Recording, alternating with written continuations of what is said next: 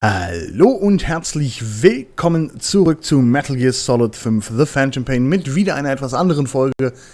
Der zweite Teil der Hörbuchreihe, sage ich jetzt einfach mal. Ja, wir hören uns die Kassetten an. Momentan sind es 15, es werden aber natürlich mehr. Ich nehme das dann so, schneide das hier hinten ran und so weiter und so fort. Und wer sich das angucken möchte, kann sich dann noch Nebenmissionen angucken, die ich gemacht habe und drunter gelegt habe. Oder andersrum, ist ja auch egal. Ja. Der sich das anguckt, dem wünsche ich viel Spaß und sage jetzt schon mal vielen Dank und haut rein, weil am Ende sage ich ja nichts mehr. Deswegen, ja, viel Spaß und haut rein. Boss, Dwight still hasn't made any moves. It's got me thinking. What? If you took her on a mission, she might break her silence. You want to let her out? Sure. Make her no different to the others. Everyone you pick up works for themselves, right? But her... I say work with her, see what happens. I wouldn't ask this of anyone but you. On missions, I'll make sure we have someone observing from a distance, and she won't be allowed access to all of the base. As for Miller, well, sometimes it's better to ask forgiveness than permission. The best part is, hiding is her specialty. If no one sees her leave the base, the staff will be none the wiser. And if she gets away? If that happens, you'll have to take care of her. But I have faith in you, boss. I think Quiet sees something in you. It's a big risk. But it's for the good of all of us. And besides, you can't deny her talent. Her unique skills and abilities would give you a hell of an edge out there. I'll think it over. How long are we gonna keep that woman here? You mean Quiet? My personal feelings aside, she's putting everybody on edge. You should hear the stories. I got sick from just standing guard at her cell. I won't stand on the same platform as that witch. She hit me for no reason. What is this, a private army or a kindergarten? The thing is, they're all serious. They're faced with something they don't understand, and a kind of mass hysteria has broken out. I've gotten wind of countless plots to take her out. There are no grounds for this suspicion whatsoever. Put yourself in her shoes, assuming they see her as a prisoner here. No, even more so, if they do, she deserves to be treated humanely. I always thought our men were a bit more noble-minded, but... Look, I understand this is a stressful line of work, but to make her the scapegoat... You've got it wrong. Quiet? She's with Cipher. We have men that lost their buddies to her organization. You could say that about more than just her. Plenty of the men used to fight for another side, but they've all put that aside to work for the boss. Cipher is different. And if you ask me, the boss is the biggest problem. Why is he protecting her? Some of the guys are starting to suspect him of... I don't agree with keeping her here either. So what's your move? Throw her out? Kill her? She's our ticket to Cipher.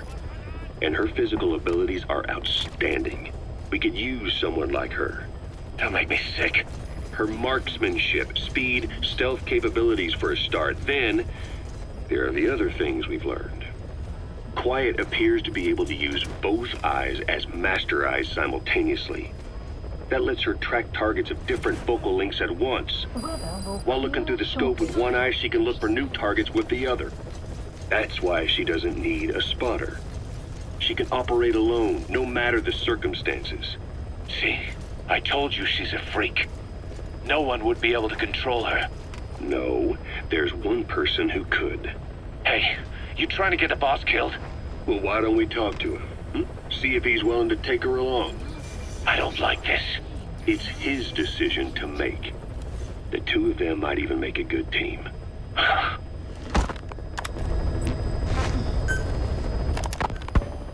Where is she? You mean Quiet? In her cell, of course. Why did you send her out with the boss on that mission? She proved herself well enough, didn't she? The boss sure knows talent when he sees it. That woman will never be one of us. She's targeting him. Don't forget, we do owe her one. What's that supposed to mean? Remember what happened when she first got here? She shot down the aircraft Cipher sent after us. Not only that, she hit the cockpit. Who else could have done that? We're talking about a fighter jet traveling at Mach speed. What's your point? If she hadn't been there, the boss's chopper would be at the bottom of the ocean right now. Or would have been followed right back to Mother Base. So let's say she does have some elaborate scheme in the works. If you want to catch her in the act, all we can do is sit back and wait.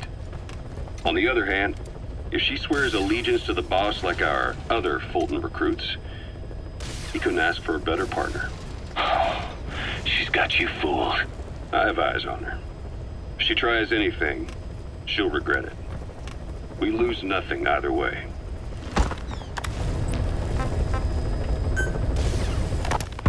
You called that thing Sahelanthropus. Where does the name come from? Well, several years ago, an excavation team discovered a hominid skull in the Sahel region. Central Africa. The Southern Sahara.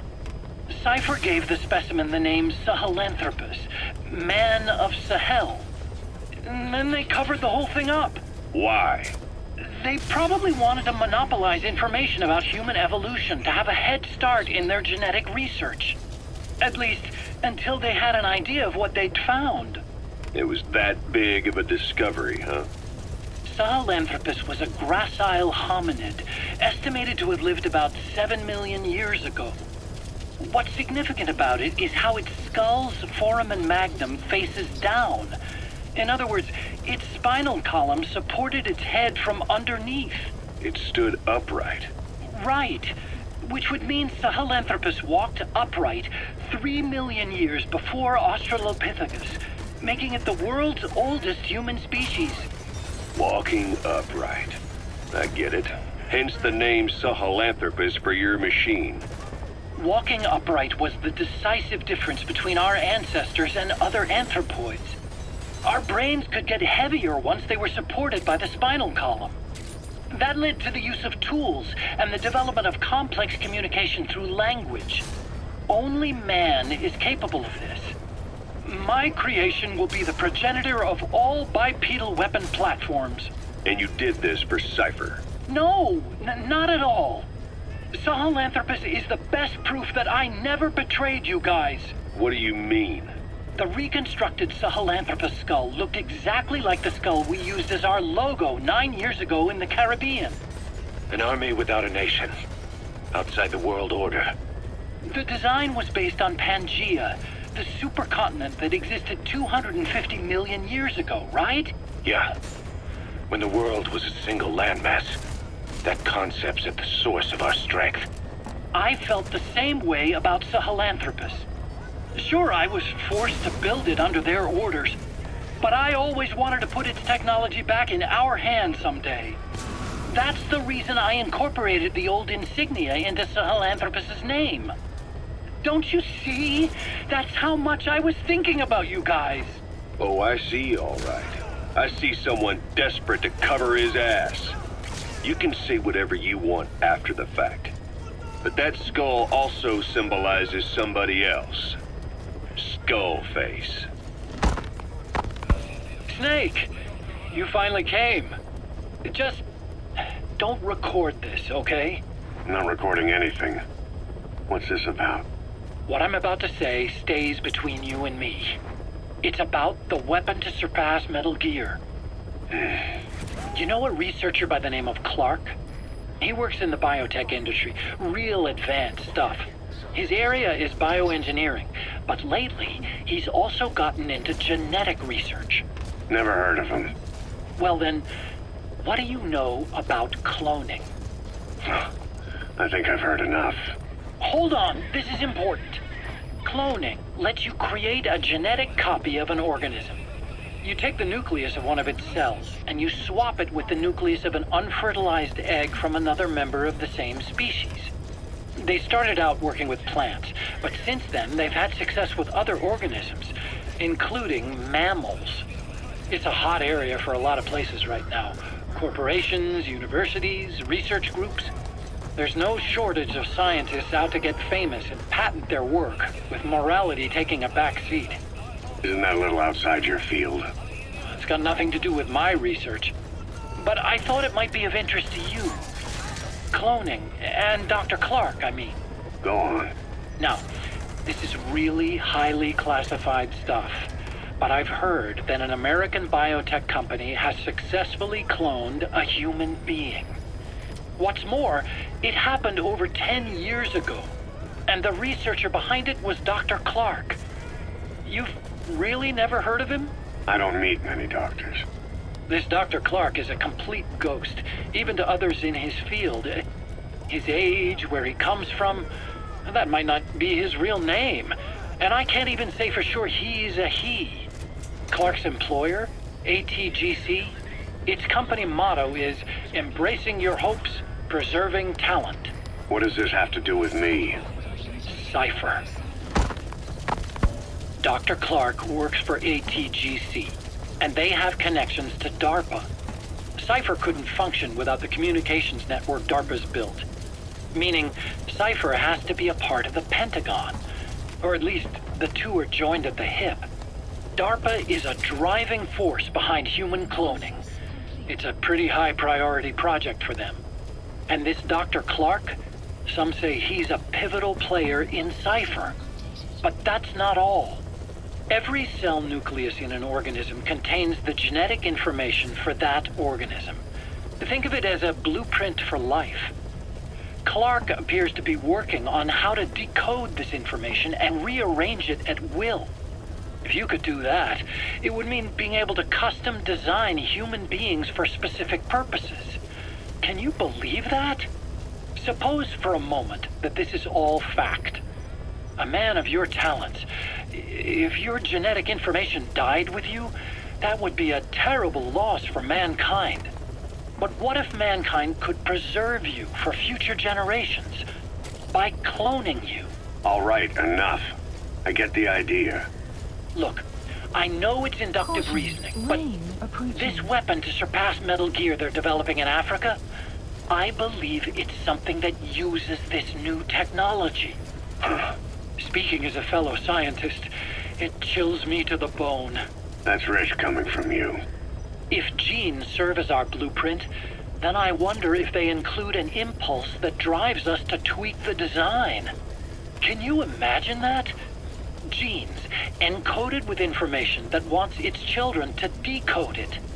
Is life itself putting the direction of our next evolution in the hands of scientists? I guess it would take some real arrogance to believe that. And yet, it could be what Cipher's after. I think you're barking up the wrong tree. But that was an interesting story. It'd make a good movie. You have to believe me. Where'd you hear all this anyway? Where?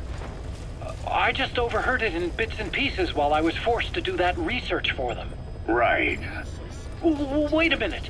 Look, I want to help you. I want to be of service here. I'm risking my life with this. Is that so? Maybe it's time we brought someone else into the conversation. No, not him. Not Ocelot. You can't do this. Boss, I have the report on that cargo we stole from Cipher's truck. The PF was transporting two things. The analysis of that malachite has come back first. Naturally, the main compound is copper. There's also a small amount of cobalt. Nothing unusual so far. Southern Zaire is a well-known copper belt. However, in addition to these, we also detected a trace amount of uranium. The content percentage, though, is too low for nuclear development. It most likely came from Totgeglaubte mine. That's where the uranium in that area comes from. The mine's closed, as all the high-purity uranium ore dried up a long time ago, but you could probably still find it there in small quantities. That said, there are plenty of other uranium mines that are in operation, like in Niger, Namibia, South Africa. Why go to an abandoned mine to scrape up whatever's left and ship it out in mass quantities without refining it? They were transporting that yellow cake too, which would suggest they have the technology to refine uranium. Anyway, that about sums it up. Unfortunately, the analysis of that yellow cake is taking a little longer. I'll let you know when it's done. Boss, sorry to keep you waiting.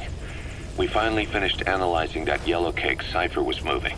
There was nothing unusual about the composition of the yellow cake itself. Most of it was oxidized uranium, with the rest being impurities, various metals as well as traces of organic matter. What's interesting is the composition of these impurities. When we checked them against the impurities found in the copper ore, it was clear the yellow cake didn't come from Shinkolobwe, meaning they went to the trouble of mining 2 sources of uranium, then transported them together in different states. Another thing, we detected a very thin layer of highly enriched uranium in the middle of the yellow cake. Now that is very interesting. It may not be a lot, but it points to the existence of uranium-enriching technology. After all, yellow cake can't naturally produce highly enriched uranium. If they could mass-produce this, they'd be just one step away from a gun barrel-type nuclear bomb. But uranium enrichment requires advanced technology and a large-scale facility. If that kind of place existed in Zaire, the Soviet Union wouldn't sit idly by. And there's another question. Where were they transporting the yellow cake and malachite uranium? The first place that comes to mind is South Africa. The government was supposed to have abandoned nuclear weapons development after caving to international pressure. But rumors persist that it's continued in secret. Plus, CRS were escorting the truck, and they're based out of South Africa. And then South Africa does have an abandoned test site. If Cipher's involved with nuclear development in South Africa. But how would that fit with their weapon to surpass Metal Gear? We need more information. Shinkolobwe. There's a name I haven't heard in a while. The U.S. bought a lot of uranium from Shinkolobwe mine during World War II for the Manhattan Project. They even sent a squad from the Army Corps of Engineers to reopen the mine after it was flooded. That's how good its uranium must have been. With that, the world's first nuclear test was a success. Shinkolobwe uranium might have been used in the Hiroshima and Nagasaki bombs too. Just hearing its name is like seeing all the phantoms of the war rise up to haunt us. But all the uranium's dried up, and the mine's been closed for years. So someone reopened it. Right. Zero-risk security seized control of the area and were forcing locals to work in it. And the Zairean government was getting a slice of what they took in exchange for looking the other way. Mobutu has to finance his tastes somehow. He'll gladly sell the rights to some old mine. The question is, why would zero-risk security do this kind of thing? Or rather, why were their employers, Cipher, interested in an abandoned mine? Maybe getting trace amounts of uranium, yet to the naked eye it appears to be ordinary malachite. Meaning security would be lax. Not a very efficient way of obtaining it, but easier to move. But how would they enrich it at its destination? Did the yellow cake really have a layer of highly enriched uranium in it? Having trouble believing it? No. If they say it's real, then it's real. In which case, they might have some enrichment method that we don't know about. And this was to test it out? It's possible. And that would mean it's almost complete.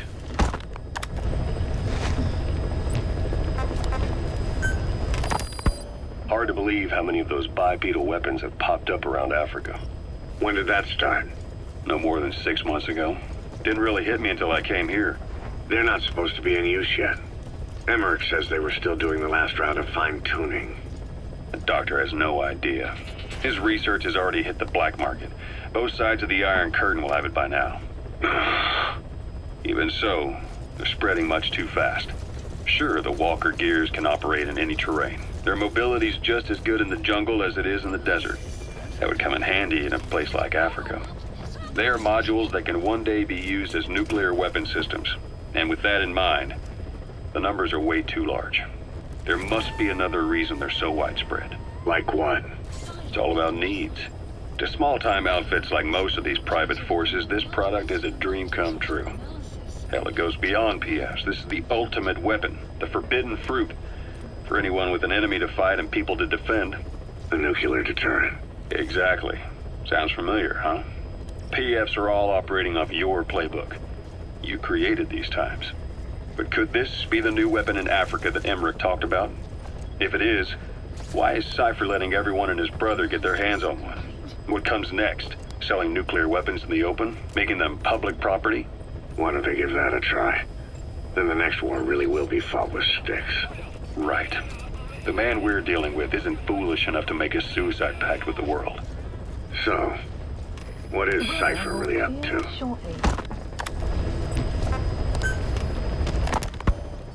Zero-risk security aren't as hardcore a military outfit compared to the other two PFs in this region. The company sends operatives to conflict regions around the world, not just Africa. They have decades of combined experience. They're also based out of South Africa. Their headquarters is in Johannesburg. A lot of their work involves corporate security for South African companies, but a good number of their operators are retired South African military. So don't mistake them for a bunch of security guards. Rogue Coyote operates mainly out of Africa these days. Of the 3 PFs, they're the smallest. However, they scooped up most of the Rhodesian SAS after the country collapsed 4 years ago. Picture their entire organization as one big special forces unit. With Rhodesia a British colony, the Rhodesian SAS had its origins in 22 SAS Sea Squadron. They started out as a group known as the Southern Rhodesia Volunteers, but in '51 they were incorporated into 22 SAS as members of the British Commonwealth and deployed to fight guerrillas in the Malayan emergency. Even now, 22 SAS keeps the Sea Squadron designation empty in recognition of their service. In a way, you could say the SAS almost makes up the core of Rogue Coyote. Later on, they were bolstered by other talent, including former Cella Scouts and 32 Battalion. These guys are direct descendants of the best special forces in the world. They won't go down without a fight. Don't get careless. Kunganga Mine. A civil war's been going on in that region for the last 20 years. It's being fought by what are now 2 ethnic groups, the Buta and the Mbele. Originally, you could barely tell them apart, but the reason for the current armed conflict goes back to World War I. After the war, their land was colonized by a European power, and it decided to give local control to the Buta.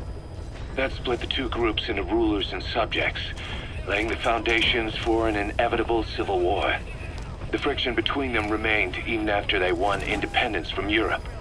The Buta are holding on to power to this day, and the Mbele rebels continue to fight back. The conflict is funded by locally mined gold, rare metals, diamonds. They've used the money from those to arm themselves, buy oil, and even hire PFs. The Buta administration owns the mining rights to Kunganga Mine. But most of the laborers are Mbele, who they've taken prisoner. The product they've gouged out of their land is bought up by cheap Western corporations. And the civil war is fueled by the profits. That's how it goes. One country's people is split apart by another country. Then the 2 groups tear up their own land for money in order to fight each other. Now this civil war started by a foreign power is the norm, and it's sucking up all the country's resources. PFs are just the same. They follow the money, taking war with them wherever they go. That goes for us too. It's an endless river of bloody retaliation, and we're standing downstream. Should we make a stand and staunch the flow? Or wade in amongst the corpses and make a bigger splash than the rest? We'll follow your lead, boss. Boss, about those invalids you saw in that devil's house. Poor bastards. All strapped down to the beds, with those lumps on their chest. The medical staff tell me they were probably a type of cyst. Cysts can get that big. In some cases, yes. But supposing they're a kind of atheroma forming on the surface of the skin, the size is just too big, and the appearance is all wrong. In the end, the medical team were at a loss. Those lumps were like nothing they'd ever seen. The fluid you said you got on your prosthesis when you touched one was burned off in the fighting, and the factory burned down too. None of the tests we did once you were back at the base revealed a pathogen that could have caused them. Meaning we don't have a single sample to work with. Everything went up in flames. What worries the medical team most is whether it's contagious. Whether there's a chance we could end up like that. And? Mother Base's sanitation control has always been strict. After all, war is great at transporting diseases. For the time being at least, there's no sign of contagion or any symptoms that could be related. One more thing. About the surgery that had been performed on the people in the Devil's House. Yeah? You said that their throats were cut open, with an acoustic tube pushed inside? Right. The tubes were hooked up to tape recorders, playing some kind of audio. Well, we picked up some of that audio through your radio transmissions and recorded it here. The intel team has been working on analyzing the communications log. What have they found? There's nothing tying the contents together. We've got a report on 3 deaths in a car accident on the autoroute near Marseille, protests outside the Libyan embassy in London, a press conference with the former Prime Minister of Sweden, A 4-month-old weather forecast for Balikpapan, and then commercials for appliances, cough syrup, and TV dinners. Assuming they're not all staged, they come off as recordings of your average public broadcasts. Public broadcasts? Just radio and TV signals? Yes, and from all over the world. We're looking into whether they're genuine or not, just to be sure. What else? A speech that sounds like it was recorded out on the street, and people chatting about how this year's tomato crop did. And there's nothing they have in common? We're partway through the cryptanalysis. That includes checking all audio ranges and running it backward and at different speeds. Then there's vocabulary breakdown for political suggestions, ideological comment points. But I don't think it's going to get us anywhere. Where were the recordings made? There's nothing linking them from that angle either. Just like you reported, we've detected virtually every major language there is. French, German, Italian, Spanish, including South American accents. Then there's Russian, Hindi, Arabic, Portuguese, Mandarin, Cantonese, Japanese. They're nothing if not thorough. Well, I don't know if we've got them all covered. Ignoring the ones that have gone extinct, supposedly over 5,000 languages exist today. Besides, English isn't one of the ones we picked up. Really? English? I know. Only 5% of the world's population is a native English speaker. But when you factor in those who've acquired it as a second language, nearly 1/3 of the people speak it. The world's dominant lingua franca. You gotta figure they had it somewhere among all the languages in that place. No English. Bear in mind, we didn't hear everything that was played in that room. We couldn't isolate the more distant sounds due to static and the program could have been set to change every day. In a nutshell, for reasons unknown, people in that room with a common medical condition were made to listen to recordings in languages from around the world. It's not clear how the growths on their chests fit into it. It could have been treatment for them, or maybe an experiment of some kind. I'm guessing one person knows. Yeah, Skullface. He was there. The only thing we can say for sure is that he's involved. Look closely.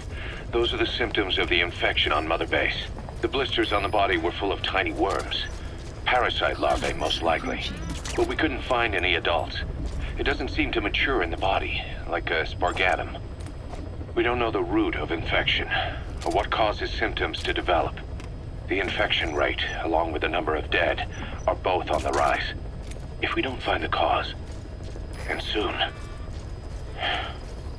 Boss, do you remember seeing these symptoms before? The bodies floating around in the oil facility, the bedridden test subjects at the Devil's House? This epidemic looks just like what we've seen on our hunt for Cipher. It could be a counterplay by Skullface. That's insane. You mean they weaponize parasites? Parasites as weapons. That definitely falls under the Biological Weapons Convention. But it's something the world would never see coming. And no one's ever developed a vaccine for parasites. So this is the weapon of mass destruction Cipher was working on in Africa. It may be. But if it is, how did the yellow cake and walker gears fit in? There must be something bigger we're not seeing. Anyway, our priority now is to prevent more casualties. The medical team is studying the infection, but we can't treat anyone until we know the root cause. All we can do right now is halt the spread of infection. Remember before, boss? When Quiet attacked one of our guys on Mother Base, stuck a knife in his mouth. He's one of the very few soldiers who've had contact with her recently. Close contact. I don't think it's a coincidence that he was among those who became symptomatic pretty early on in this epidemic. Saliva and blood spatter, an open wound, mucosal infection. Whatever is causing this got inside him then. Miller, that is a baseless accusation. The source of the infection is Quiet. Everyone suspects her. We don't know that. And we've come across these symptoms before. The bodies in the water at the oil field facility, those sick people in the beds at the Devil's House. They're identical to what we've seen while we've been after Cipher. The infection could have come from elsewhere. But at the very least, she does know something. It's not like she's gonna talk. No, not through words anyway. But what about her actions? Quiet held a knife to that soldier back then, before he became symptomatic. There must have been a reason for that. A reason for shoving a knife down the throat of one of our men. What if she's capable of identifying who's infected? What if she was trying to stop the infection but couldn't communicate that to us? The answer to that, the source of the infection, might be in the mouths of the infected. You think there's some kind of clue in their mouths? I don't know. But maybe there's something about the mouths of those who become symptomatic, something in common. Something their mouths have in common. Forget it. We can't trust her. Even if she can spot the infected, I don't want her help. I understand how you feel. But this is something to go on. Can't you see it's just like I said? Bringing her here was a big mistake. Quiet is gonna be the end of us. Stand down. You've got zero proof. Try to keep an open mind on this, boss. There has to be a way to identify who's infected.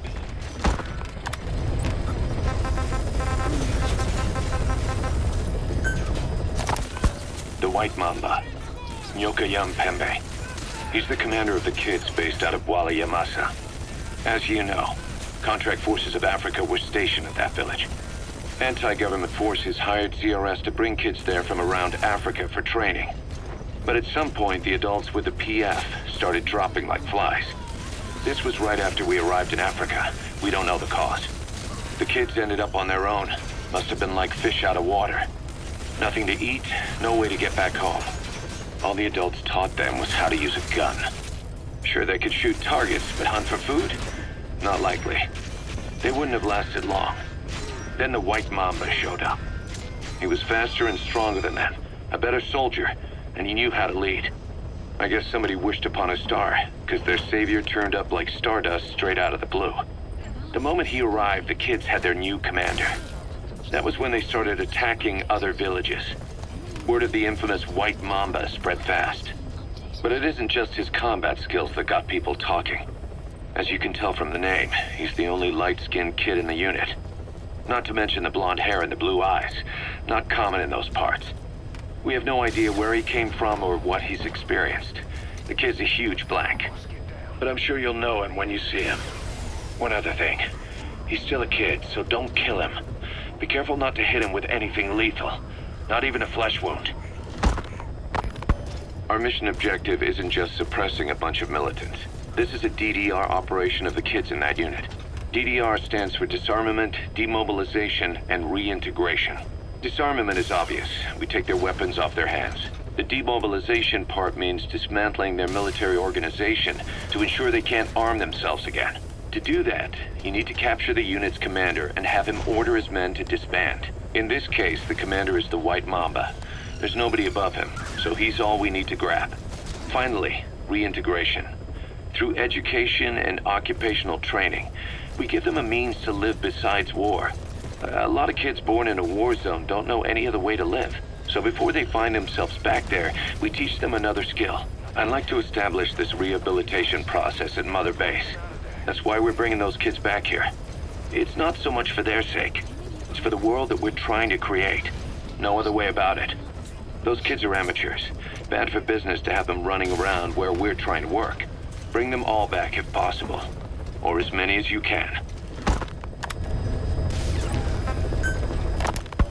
We placed the White Mamba and the rest of his unit in the staff living quarters. How's that going? It's a disaster, but what else can we do? We've taken away his weapons and banned him from using his nom de guerre. Apparently his real name is Eli. He must feel like we stripped him of his whole identity. We'll let things simmer down. I put a guard on him for now. Still the question is, who is he? Where did he come from? And how has he survived? He's still not talking. No, he won't say a word about himself. But you know, it looks like he speaks English. One of the deck crew called out to him in English, and he said something back. He just lost it all of a sudden, started mouthing off at the guy, in perfect English. He wasn't stringing together words he picked up somewhere. So English is his mother tongue. He could be from the east, or the south, or maybe even further north or south. English is well established in countries all across the continent. It's rooted in Africa like a weed, or maybe parasite is the better word. So just speaking English doesn't help us figure out where he comes from. Could even be from off-continent. Right. In any case, we'll keep an eye on him. If we learn anything else, I'll be sure to let you know. About the pathogen spreading through Mother Base. You've seen everything we've got on the outbreak. What's your opinion? Textbook symptoms of vocal cord parasite infestation. And judging from this casualty list, it is the Kikongo strain, meaning a breed of parasite that triggers symptoms upon detecting pronunciation specific to Kikongo. So our Kikongo-speaking staff are at risk. Quite so. He's right. All the victims do speak Kikongo. So they can survive if they just use another language. There is no guarantee. You're only dealing with the Kikongo strain. Other language strains may be present. You well know he was teaching them languages from all over the world. The Devil's House. Nzoya Badia Bulu. There is no way to know how many strains he has at his disposal. So how do we keep them from becoming symptomatic? You mentioned using microbes. Use this. A type of Wolbachia. Introduced to a sample of the parasite. Wolbachia? A parasitic bacteria that colonizes the parasites, turning male to female and preventing copulation. You must cultivate more. What have you done with the infected bodies? Cremated to stop the spread of infection, but we did keep a few for study. Good. Take this sample, grind it to a pulp, and introduce it to the larvae now nesting in the dead. The Wolbachia will multiply rapidly within those larvae. They're soldiers, not some petri dish. Conventional cultivation methods will take too long. Extract the Wolbachia from those larvae and vaccinate your men. Kikongo speakers first. This is the fastest, surest way. No one is to speak a word of Kikongo until the Wolbachia are safely inside them. I will instruct your medical staff in detail on site. You have the appropriate facilities. Yes, but do not worry. I made a pact with your bête de Cholone on the honor of the Dene. I speak no lies.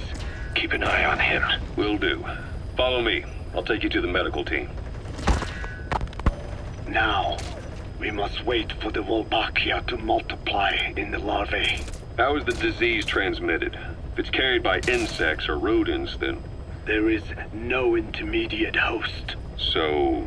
The vocal cord parasites lay their eggs in the larynx of the host.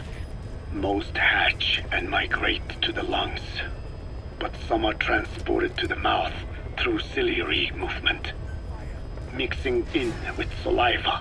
Saliva. Droplet transmission. Sneezing, coughing. Any food or water containing infected saliva. It would spread fast. Indeed. And when the larvae migrate to the lungs, symptoms can resemble the early stages of a cold, making it easy to infect others. Meaning a simple conversation would be enough to pass it on. All right, so what happens after the larvae migrate to the lungs? It is as I said before. They mature by feeding on alveolar tissue. It is only then that noticeable symptoms appear in the host. And by that point, it's too late. He's infected everyone else. It's one hell of a weapon you've created. That is what Blag Anna wanted. Something that would spread easily. In truth, he's not the reason. But we will discuss that another time. The Wolbachia have multiplied. We're preparing to extract them and begin vaccinating. But is this really the only way? Sure, it'll prevent infection, but the cost? You would rather remove their vocal cords? No. Tactical communication's the linchpin of what we do. What if we were to ban the use of Kakongo? Insufficient. First, there's no guarantee that only the Kakongo strain is here. Second, there is the matter of how the parasites lay their eggs. Before they can copulate, they must be exposed to the pronunciation of a specific language for a period of time, like a container filling with water.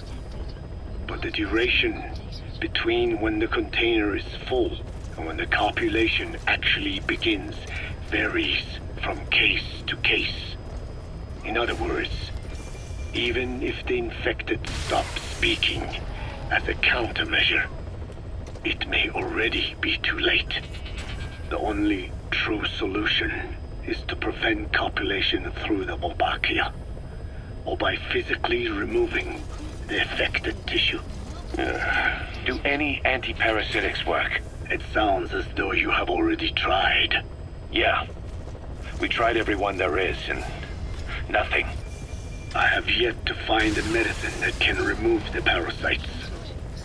At best, it temporarily covers their ears. Why is that?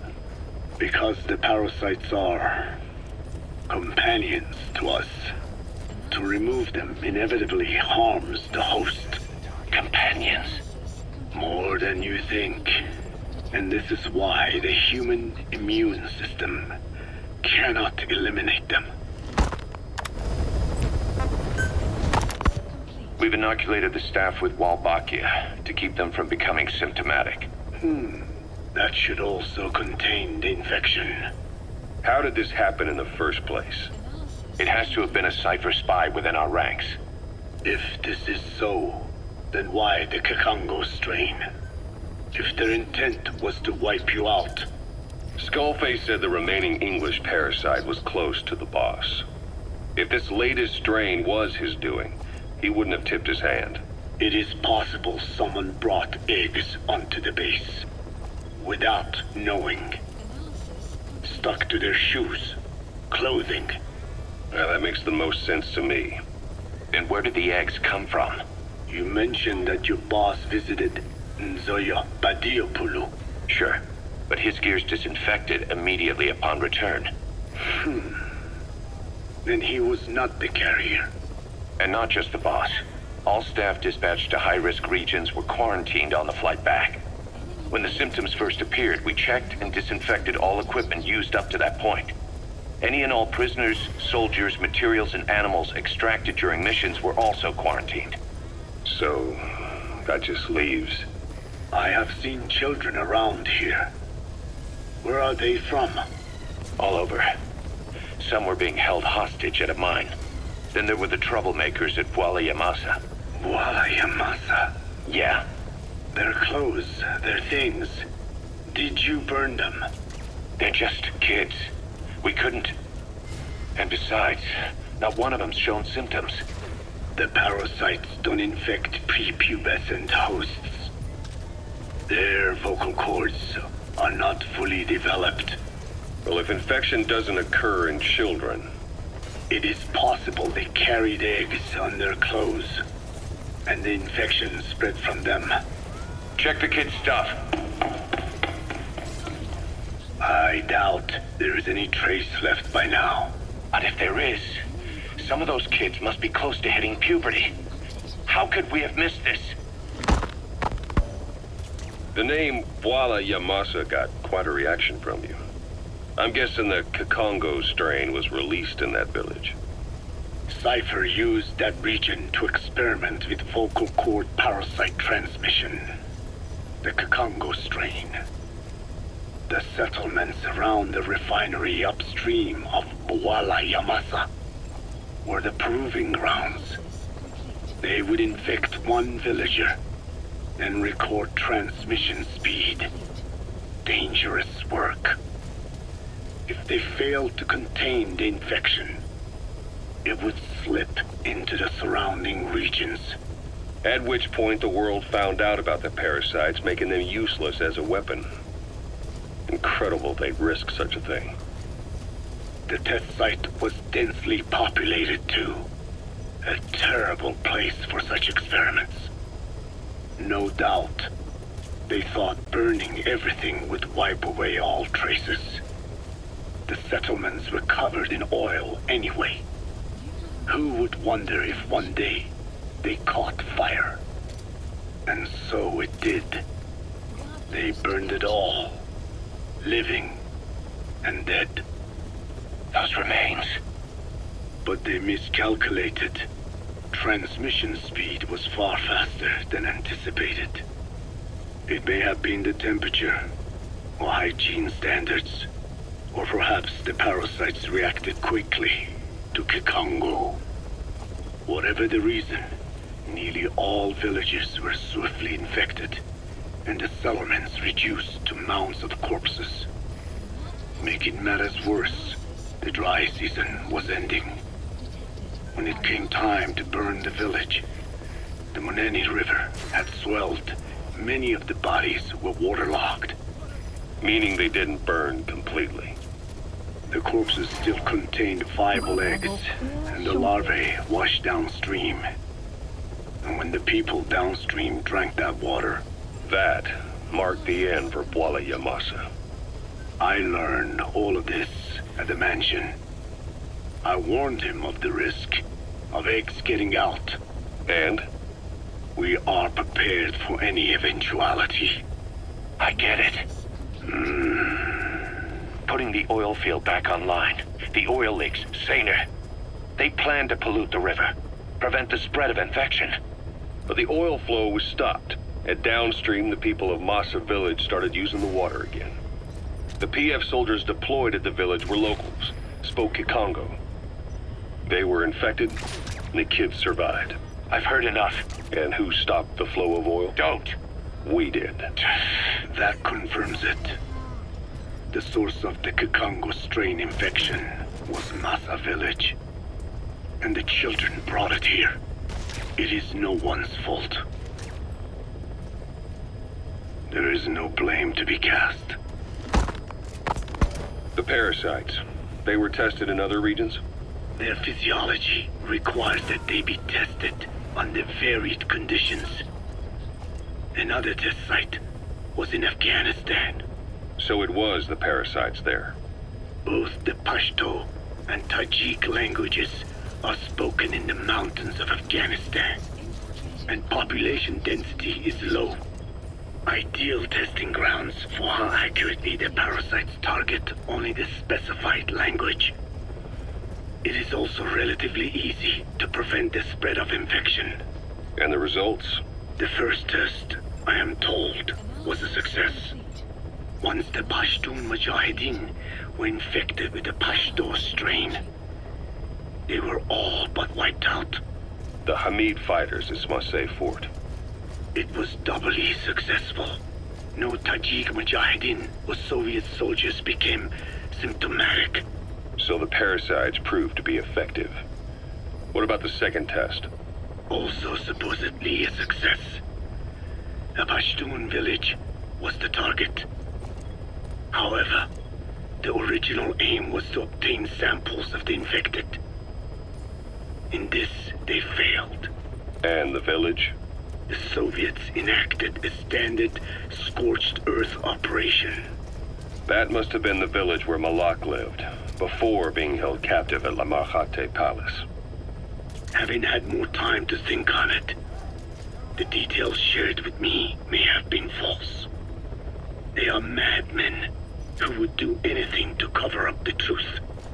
They certainly seem to like tossing their problems in the fire.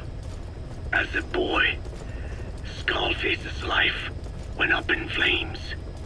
Perhaps that is what fuels his fixation with fire. Your Wolbachia stopped the infection all right, but I still don't get it.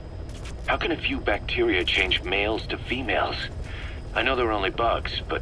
It is not such a rare thing in the natural world. Many insects and nematodes are infected with Wolbachia. But why? They nest in the cell cytoplasm of the host, even in the egg cells, with the result that the offspring are born infected. Mother-to-child transmission. However, Wolbachia cannot nest in sperm because they do not have cytoplasm. So even a successful infection of a male ends after a single generation. This means the Wolbachia must resort to maximizing the population of infected females. Sounds like an ethnic cleansing campaign on a tiny scale. Gender change from male to female is their survival tactic. So more females means more Wolbachia carriers, so it can keep thriving in the following generations. But the parasites in a human host are supposed to be a mating pair. If there's no male, there'll be no offspring at all. It's killing itself. Slow down. This tactic is intended for environments where a single male can copulate with multiple females.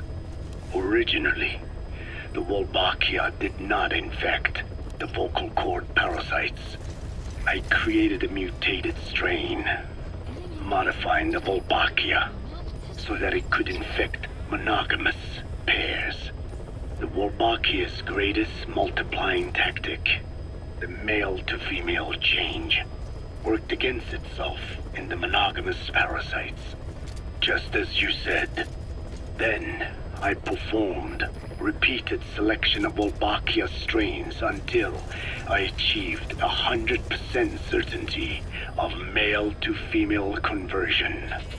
Creating female-female pairs, unable to reproduce.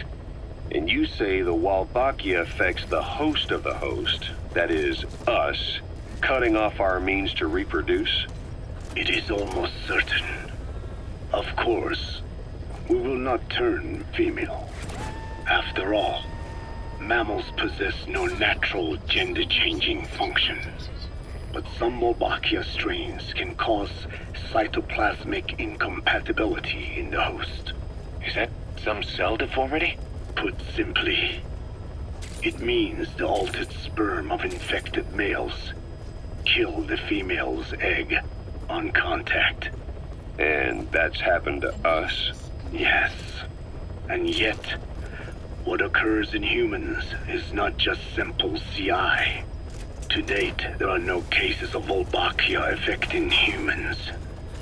The fact that this strain causes this effect, is it the vocal cord parasite's affinity with humans?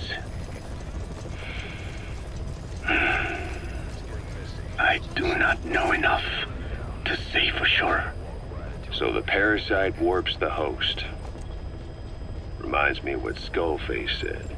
It is the way of all organisms to create their own optimal environment. Just look at you and this base. Organisms that cannot do this are doomed to extinction. The difference with parasites is that their environment is another organism. That creates a connection between life and life. Parasitism, symbiosis, or death. In this way, the host too is challenged to adapt.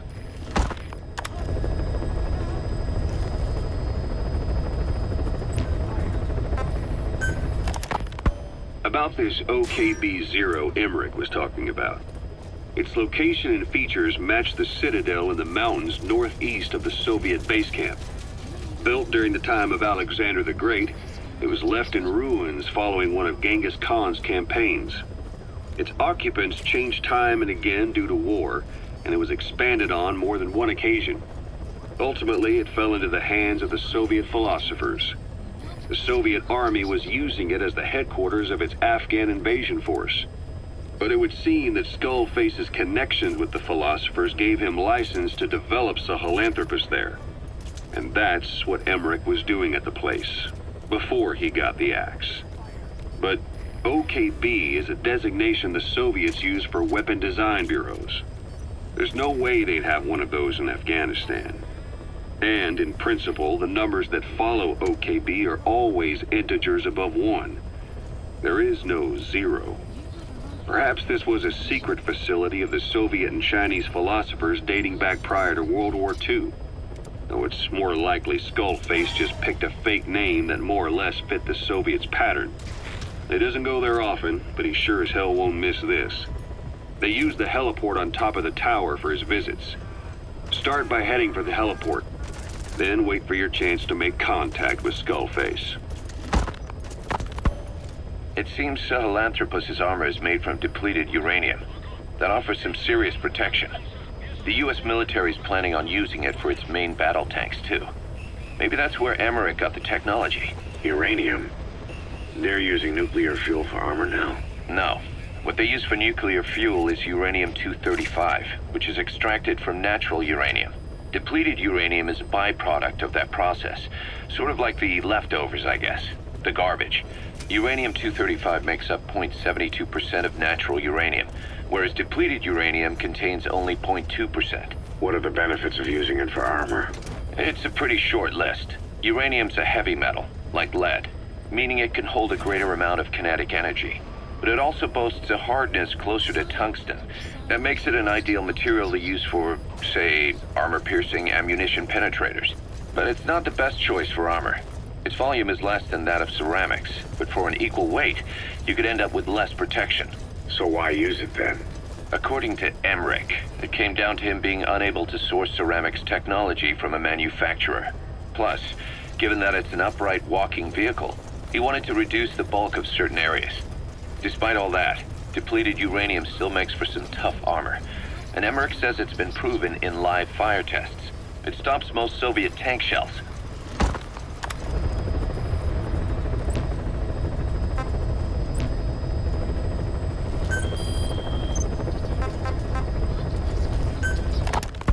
Code Talker, what are the metallic archaea?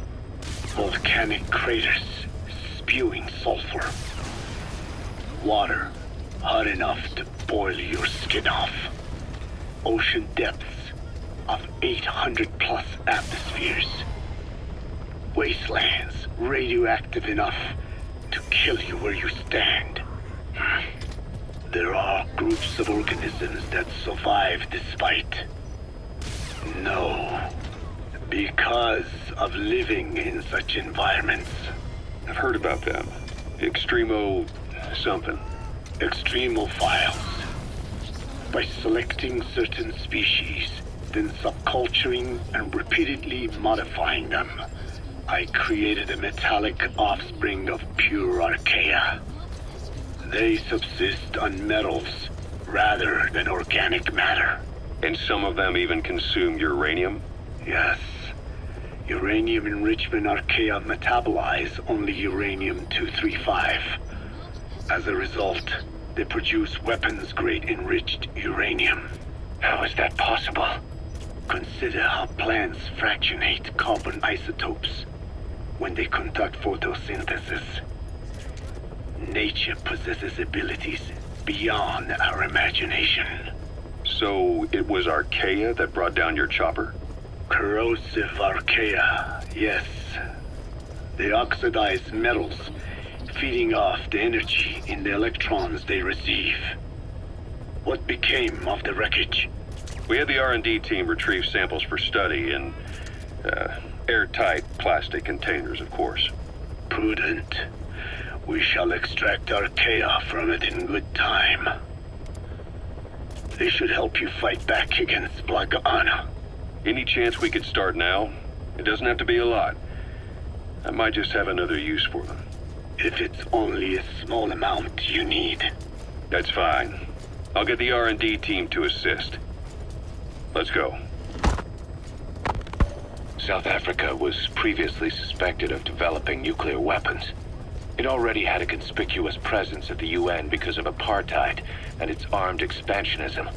But when neighboring Angola and Mozambique became socialist countries in '74, South Africa felt hounded into a corner. So it accelerated its nuclear program to protect itself.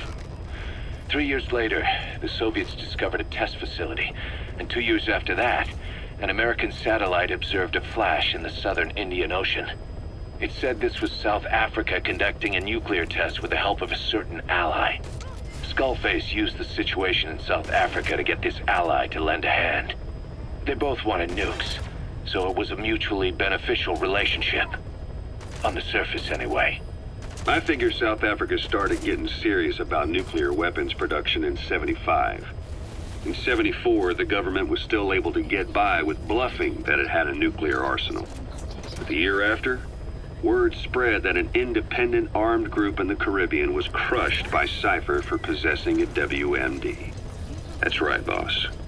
What happened to you and your men was the reason South Africa decided to push ahead with nuclear development. A force independent of any country getting its hands on a nuke. That was a threat to the existence of countries everywhere. It wasn't just South Africa. Your presence pushed a lot of countries to get nukes. The world was scared of you. You were a threat to more than just the Cold War. If nations are gears in a machine, you had the power to smash them loose and watch the whole world grind to a halt. Emmerich uses externally powered legs of his own design. It's bionics technology, a product of the U.S. military's failed attempt to develop a powered exoskeleton. All the wearer has to do is apply a little force, and the actuators continue the movement in that direction. But his legs are unique. Instead of using a hydraulic mechanism, the actuators run off metallic archaea. That increases the actuator's reaction speed and also enables him to lock and release the joints at will. The legs are a nifty little gadget, but they have two clear weaknesses. First, they're dependent on external power, maybe because he built them knowing he couldn't leave his lab. There's no internal battery. That's why they won't work if they aren't plugged in. Second, and this is more than just a weakness, the legs are directly connected to his bones. Could be to minimize signal loss and the orders output to the legs and the drive response from them. Either way, Emmerich has used bolts to attach load-bearing parts directly to his femurs, probably by mimicking surgical treatment for compound fractures and the like. But the end result is those legs and his body are fused together, and that appears to be how he's able to move them so precisely. But that also means that any shock to the legs would be delivered right to his bones by way of those bolts. The same is true if he encounters the corrosive metallic archaea. If the corrosive archaea ate into the exposed bolts, they'd reach the endoskeleton parts and eat through them too in the blink of an eye. The doctor's bones are full of holes to accommodate all the bolts. They're like sponges. If he were to lose the reinforcing parts, even the tiniest bit of force or weight would snap his bones. So when I dangled those corrosive metallic archaea in front of him, he realized straight away what would happen. Life wouldn't be worth living if he lost those legs of his. I'd bet that is what the doctor fears the most. I just helped him imagine what it would be like. Thanks to that, I got the information we needed without either of us getting hurt. You know how he is. He's probably already over the shock. The better you know your adversary, the easier it is for you to get information from them. And vice versa.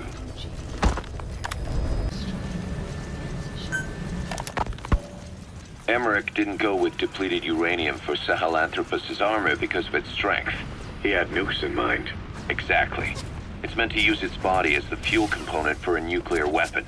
Sahelanthropus uses built-in uranium enrichment archaea to melt its own body and extract uranium-235 from the depleted uranium in its armor. Those archaea perform the enrichment in an extremely short time. The concentration jumps by a factor of several hundred, from 0.2% to over 90%. The end result being highly enriched weapons-grade uranium. Sahelanthropus' body itself becomes a nuclear bomb. Emmerich says if it were to self-destruct, the nuclear yield would be somewhere in the region of 15 kilotons. Since you need about 50 kilograms of highly enriched uranium to trigger a nuclear reaction, that would mean Sahelanthropus contains something like 23 tons of depleted uranium. That's not very much. No, it isn't. That's about what you'd expect to find in a main battle tank's armor. The point is, it can be transported anywhere, even use its conventional weaponry on the battlefield, and the international community will never suspect a thing.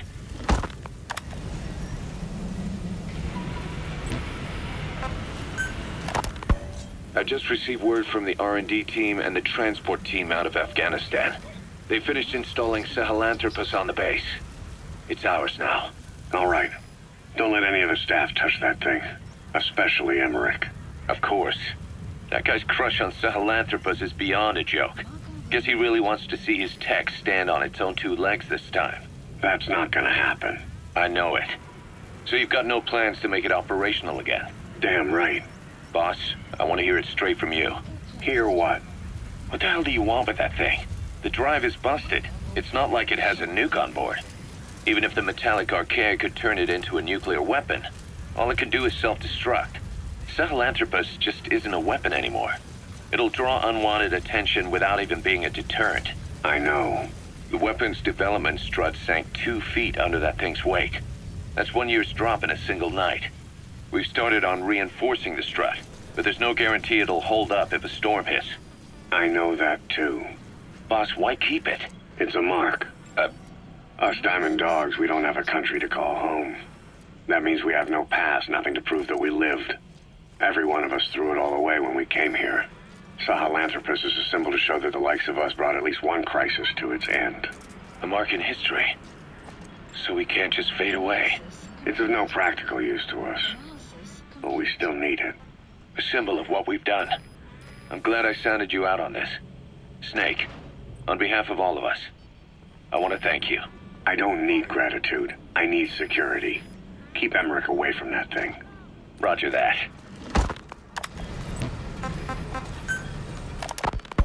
You said that the nuke Skullface was trying to spread around the world were equipped with a failsafe. Something that could shut them down at will. His will. Quite so. After all, he needed a guarantee that a buyer wouldn't simply turn the weapons back on him. So how can they be stopped? The criticality trigger, that is, the detonator, is a complete black box design. Any attempt to dismantle it causes it to melt in seconds, using the corroding archaea. The design ensures that no detonation is possible unless he disengages the lock.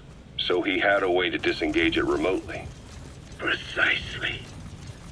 The client simply presses a button. At that moment, the detonator begins transmission with a surveillance satellite. The satellite reports to him how the client is trying to use the nuke. If he does not object, the lock is disengaged. But if it's a risk to him in any way... The detonator melts down. The same is true if detonation does not occur within a preset time after the lock is disengaged. The nuke is rendered useless. Who the hell would buy something with strings attached like that? The client would never know until the moment they actually try to use it. Most likely, he would have explained the time delay as the detonators needing time to activate. And he only intended to sell to technologically primitive groups in the first place. Let me guess. He'd claim it was defective and offer a replacement. Shadier than a used car salesman. Skullface shakes your hand like a friend, using the other to control you like a puppet. This is how he works.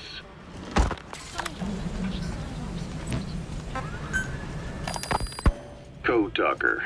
Haven't seen you eat a single thing since you got here. Let me guess. Photosynthesis? Oh? What makes you say that? Well, a long time ago, I knew someone with a similar ability. Well, you are correct. Most of my body is covered with parasites. I supply them with water, and in return, I receive sugars they produce when exposed to light. It isn't just my skin either. The parasites also act as my eyes. They have replaced many of my internal organs as well. It is thanks to them that I live on after over a century. How did you obtain them anyway? Through your research? I would like to say as much, but there is more to it than that. Fight. They've got an attitude. They're not bad at heart. Right. It's supposed to be something else.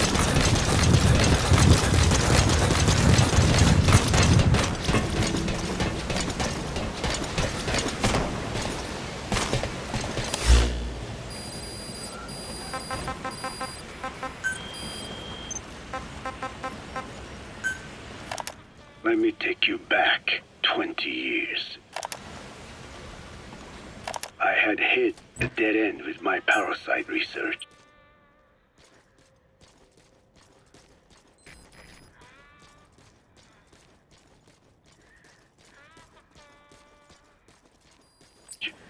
Then I was approached by a foundation. They said I had they have I supplied. Code talker. Haven't seen you eat a single thing since you got here. Let me guess. Photosynthesis? Oh? What makes you say that? Well, a long time ago, I knew someone with a similar ability. Well, you are correct. Most of my body is covered with parasites. I supply them with water, and in return, I receive sugars they produce when exposed to light. It isn't just my skin either. The parasites also act as my eyes. They have replaced many of my internal organs as well. It is thanks to them that I live on after over a century. How did you obtain them anyway? Through your research? I would like to say as much, but there is more to it than that. Let me take you back 20 years. I had hit a dead end with my parasite research. Then I was approached by a foundation. They said they had a sample of an unusual strain of parasite. Which foundation? Apparently, they had links to ARPA. But that is all I learned. I was somewhat ignorant of the ways of the world. Just being able to study it was enough for me. Yeah, I've heard that before. Go on. Half in doubt, I visited them to discover the body of an old man. Well, to be precise, his partial remains. A collection of parts, you could say. The man had died in an explosion. An old man, you say? His flesh had not decomposed.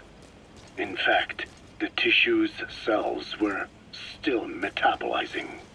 The parasite had infected, or should I say assimilated with, the tissues, and was keeping them alive. I became obsessed with studying the body parts, foregoing food and even sleep. Every day was filled with new discoveries. The parasite's biology, internal anatomy, life cycle. But there was only so much I could learn through observation.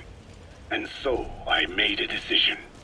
To truly know the parasites, I had to live with them. So, you implanted them inside you from the dead man's flesh? Correct. It was quite a gamble, whether or not they would adapt to me. But fortunately, it appears I was compatible with them. Or perhaps, through my many years of research, my immune system learned to tolerate them. Were they that body's only parasite? Yes.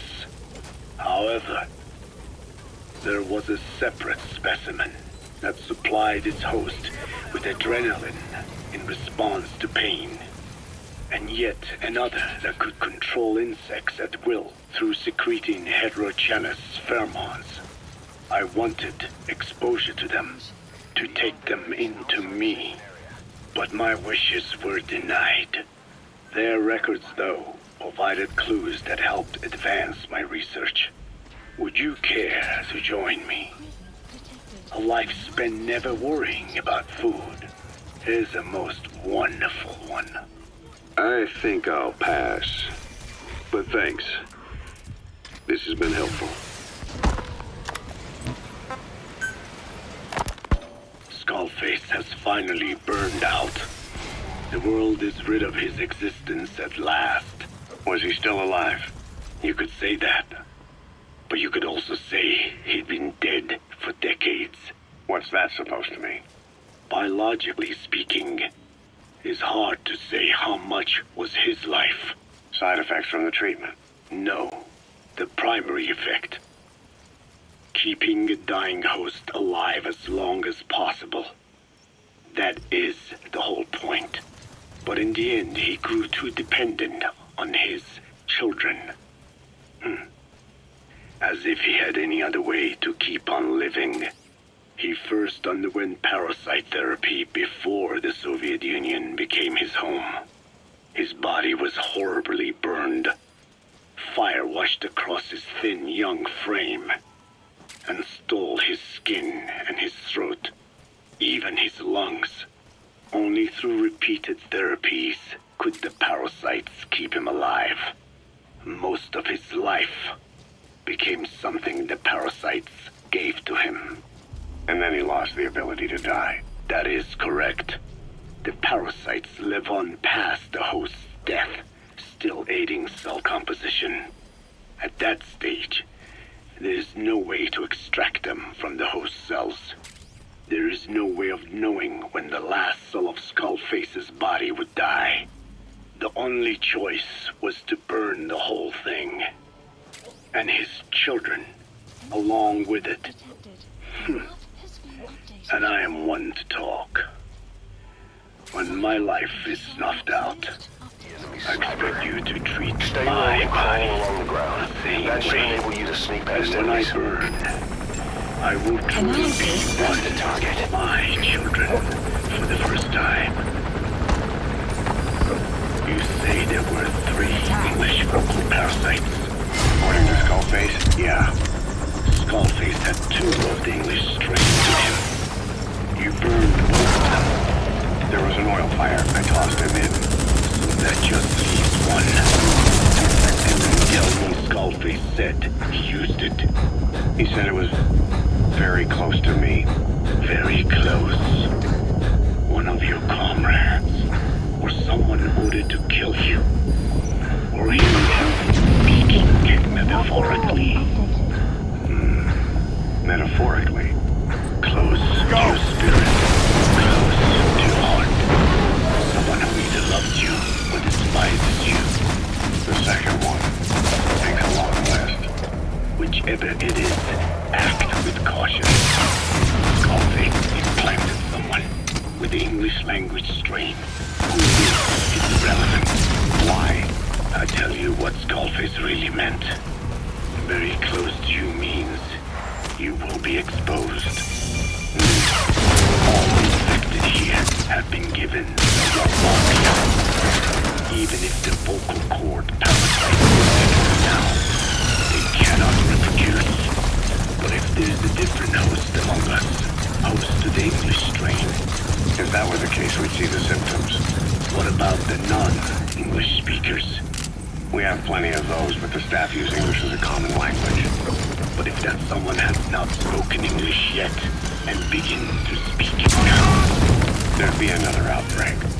the final mating pair of the English strain must be found. Skullface is gone, but his threat still remains. Honestly, do you see what the final mating pair is? With him dead, those parasites are the stain he wished to leave upon the world. His thirst for Please vengeance select a strike point. in their flesh. Think. Strike And you requested. would here bear a grudge against you. Who would target you specifically? The ethnic cleansers that Talker Strike mentioned, will commence they weren't shortly. Skullface's true goal. All we have is circumstantial evidence, but here's my theory. It was Cipher who started developing the vocal cord parasite and bioweapons, parasitic weapons, and Africa was the testing ground for them. As Talker said, their purpose is the ethnic cleansing of only those who speak a particular language. So they could do a weapon of mass destruction to eradicate specific groups, races, ethnicities, or colonies by the language they speak. Or a kind of absolute language control. Or maybe a tool for those arrogant fools to build some misguided utopia. I can see plenty of uses for them. However, in practical terms, they wouldn't be as dangerous as you think. Counteracting the parasites is easy, after all. Cut them out of your throat to save your life, or just don't talk. That also prevents the infection from spreading. So if the international community were to find out about them, they'd no longer be the threat they were conceived to be. Looks like that In which case, their targets would be limited to minority groups as a deterrent or a terrorist tool. Get him! It's hard to imagine Cipher developing something like that as a main weapon for their arsenal. That leads me to think we only tugged on one little thread in Cipher's grand tapestry. An obscure corner of their work, possibly forgotten altogether. In any case, things changed. When Skullface was forced to relocate to Africa and he saw that thread dangling. All the time he continued that research, he was secretly following his own agenda. The ethnic liberator parasites. His English language strain. Skullface said there were only 3 samples of the English language strain parasite. I think we can believe it. Bringing his ethnic liberator's plan to fruition depended on creating an English version of the vocal cord parasite at all costs. But an English strain would have been useless to Cipher. Worse, it could have destroyed everything they built. It was the one type they couldn't allow. That means Skullface was forced to develop his English strain out of sight of Cipher's network. Naturally, he couldn't use the greenhouse facility Cipher had set up and filled with guinea pigs. Skullface must have found some secret place to create his precious few English parasites, hiding all evidence of like a man cheating on his wife. Somewhere, an entirely standalone environment. And when his plan entered its final phase, he must have made the place disappear. Some little room, could be anywhere, but now nowhere at all. We'll never know where he did it. But to elude Cipher's surveillance, it couldn't have been big. I believe Skullface was telling the truth. There were only ever 3 samples of the English language strain. Why activate Sahelanthropus in Afghanistan? This is how Skullface wanted things to play out. The Soviet Union secretly developed a new type of nuclear weapon and successfully deployed it in Afghanistan. Revealing the existence of Sahelanthropus resulted in a return to the glory days of the Cold War. The threat it poses reignites the nuclear arms race between the world's major powers. The demand for nuclear weapons increases around the globe. What if you can introduce a nuclear weapon anyone could get their hands on? Non-nuclear nations, militant groups of all shapes and sizes, they all jump at the chance. Sahelanthropus was a marketing tool to sell nukes all around the world. But I think it's safe to say that plan was stamped out before it got up and running. The world's intelligence agencies never did turn up anything conclusive on it. After all, Sahelanthropus vanished before word could spread. Everything that's happened is already a fading memory, never to join the pages of history.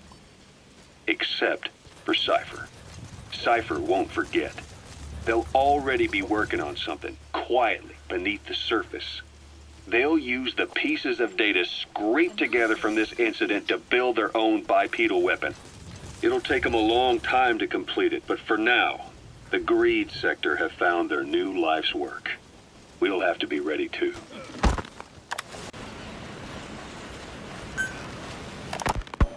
Fine. Yes, Strangelove was doing AI research in that lab. Why hide that until now? Why? Okay, so what? I wasn't working alone. You've got to understand. You do understand, right? I didn't want to drag her into this. It's my load to bear, alone. So you didn't create the AI intended to drive Sahelanthropus. It was Strangelove. Skullface was never in favor of AI control. So naturally they argued. Strangelove, she got him angry, and he killed her. How? You didn't see it? So you found her inside that pod after the fact. And you just left her body to rot in there. Or perhaps you put her in there afterward. I asked him not to take her away from me. So she was killed by Skullface, but you asked nicely, and he put her body in the AI pod for you? That's right. Pathetic. You know, we have another idea. That you killed her. Me? I couldn't kill her. Approaching. You killed her and locked her body in the pod. I wouldn't. Don't treat me like one of you. I can't just kill anyone whenever I feel like it. I'm a normal human being. Oh, I see. So you just shut her inside and waited for her to die. I would never do that. What, you mean she killed herself? Yes. She climbed inside that pod and shut the door. It can't be opened from the outside. It was suicide. Suicide, I said. She killed herself. She got in when I wasn't looking and suffocated. She'd often try to do things like that. By the time I realized and opened the door, she wasn't breathing. I got scared and shut the pod again. I couldn't bring myself to open it back up. That's right. Me? Kill her? What is wrong with you? I see. Just tell me one more thing. Haven't you gotten enough today? Okay, I see it's a painful memory. You don't have to answer, just listen to the question. You see, we examined her remains. She had a scar on her lower abdomen, a surgical scar. It had been stitched up and had fully healed, meaning it was long before her death. She had a child, didn't she? Your child. Where's the kid? How should I know? So there is a child. I've never seen his face. What do you take us for? They took it all. Even my child. I didn't even know he'd been born. I lost everything. How old would he be? It's 4 years since then. And you know it's a boy. Strangelove said so. And his name? We called him Hal, even though I never saw his face.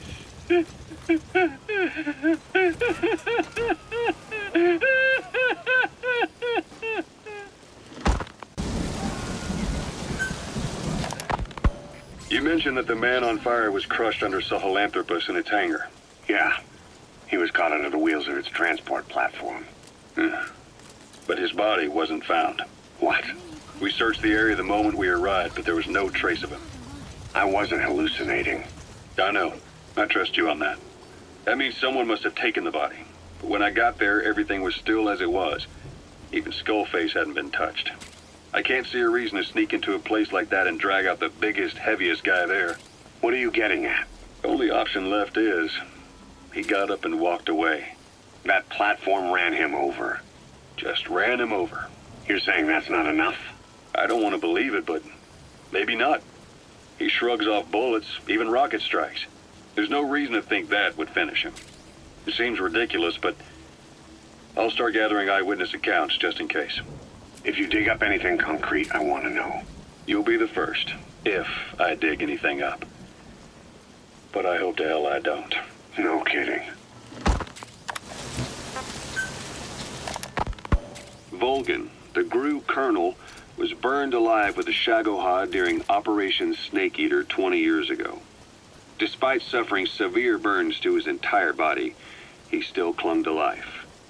After you left Seleniarsk, Volgan's body was taken to a research institute in the outskirts of Moscow, but modern medicine couldn't explain why he was still alive. Not that the colonel was any ordinary man to begin with. That constant electric current he had running through his body that he could unleash at will. To be honest, I was always uncomfortable around him. Thought I might get electrocuted just by standing nearby. The institute studying him was tasked with investigating and developing human paranormal abilities. The comatose Volgan was used to further the Soviet Union's research into such abilities. But not long ago, the facility burned to the ground, and Volgan's body was never found among the rubble. even though the fire started in the room where they were keeping him.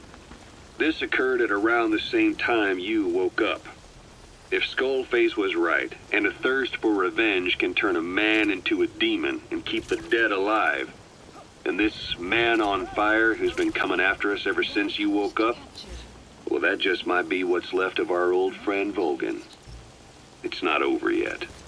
Back in '64, in Seleniuarsk, you brought his plans for a utopia down in flames. That grudge is what's keeping him alive.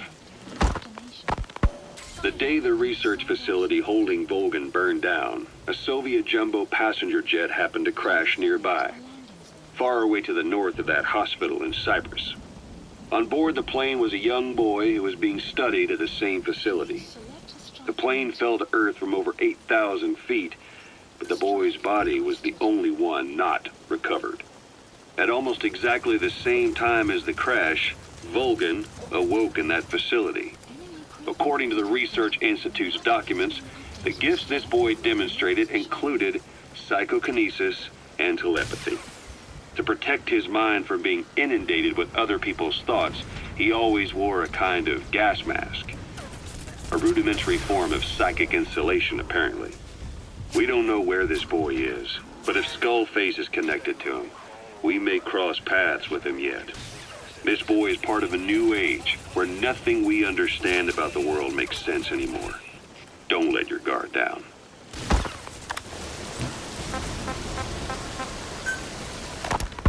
So what were they doing at Nzoya Badia, Baloo? That facility with all the people laid out in rows? The abandoned factory Shabani was held in. It is precisely as you guessed. Black Anna was coding languages into the vocal cord parasites. They infected the subjects with the parasites, then made an incision in the throat to expose the vocal cords. That allowed them to play recordings of a desired language directly to the parasites. And the parasites learn the languages that way. That's some teaching method. I just don't get how a bunch of bugs had the brain power for it. They don't. Do not judge them by human standards. They do not learn as a function of intellect. Then how do they do it? What language the parasites react to is coded into their genes. You could expose the Japanese strain to English for years, and it would never learn the language and react to it. The pronunciation, rhythm, and structure are different. But what about, say, Spanish and Portuguese? Linguistically, the two are very close. Yeah, they're both Ibero-Romance languages. Even so, a Spanish language mating pair exposed to Portuguese will not copulate. Only when they hear Spanish. Only then. And the majority of their offspring will be the same. So it's a literal case of a mother tongue. But if that's so, I don't see how the different strains can be created in the first place. Well, among the many thousands of offspring, there may be just a few that react to Portuguese. You're talking about mutations. Correct. Playing the tapes helps to identify the mutant strains. Those specimens are then isolated and bred with one another.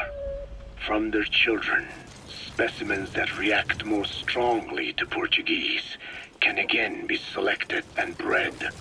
Repeating this process creates a strain that reacts solely to Portuguese and never to Spanish. Mutation and selection. No different to breeding roses. So you kept increasing the change over the generations, adapting them to languages from all over the world. Must have taken a hell of a lot of patience. More like patience. Just how many died for this? There's something I still don't get. In order to tell which larvae will react to Portuguese, you'd have to let them develop and then see which copulate. That means you'd need tens of thousands of guinea pigs. There's no way you could do that in a facility that small. For normal selective breeding methods, you would be right. But there is a more effective selection method. when training the vocal cord parasites. Go on. It is not only when mating that the parasites listen for language. Shortly before hatching, larvae display markedly increased activity in reaction to particular language. The active eggs can be identified under a black light, so the eggs that react to Portuguese are selectively placed in the throats of subjects.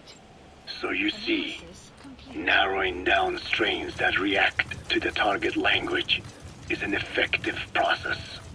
Though I'm sure that even so, many lost their lives to create the various strains. Taken against their will into that dungeon. There are two reasons for playing the tapes for the parasites. One, to isolate the eggs that respond to the target language. And two, to cause the specimens raised from the selected eggs to mate. I get how the system works. But why do they respond to language before they even hatch? It's not like they can mate from inside an egg. It is because the larvae learn the language before hatching. You mentioned that what language the parasites respond to is hard-coded into their genes, and that they don't have the brain power to actually learn a language. But then you say that the larvae at Nzoyabadiabulu were learning the languages in the egg. Your story doesn't add up. Your country is home to a unique songbird. The Japanese bush warbler. Sure, what of it? What a beautiful call it has. But no bush warbler can sing it perfectly at the start. As chicks, they can barely chirp at all. They must learn from their parents and other adult birds. Only then can they sing properly and attract females. So naturally, there are individual differences in each bird's call. Though they start on the same footing, each bird is influenced by its teachers. And the parasites are the same?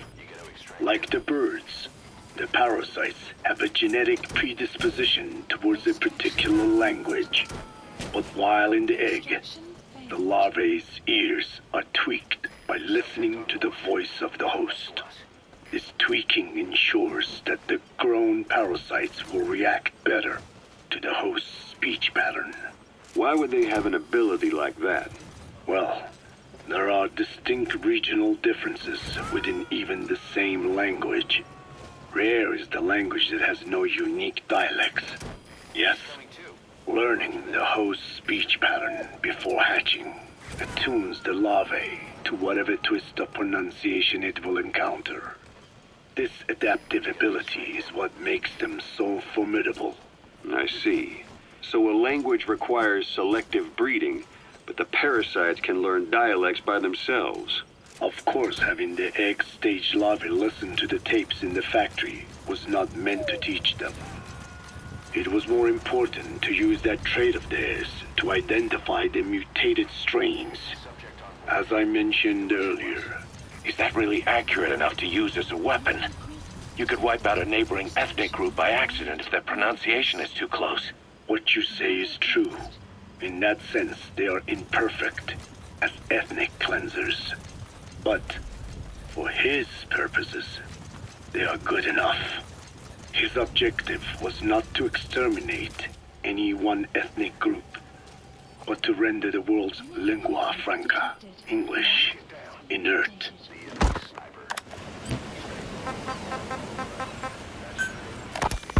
This is yellow cake that Cipher was having the PF's transport. Before we met you, the boss recovered it from a truck crossing the savannah. Are there metallic archaea inside it?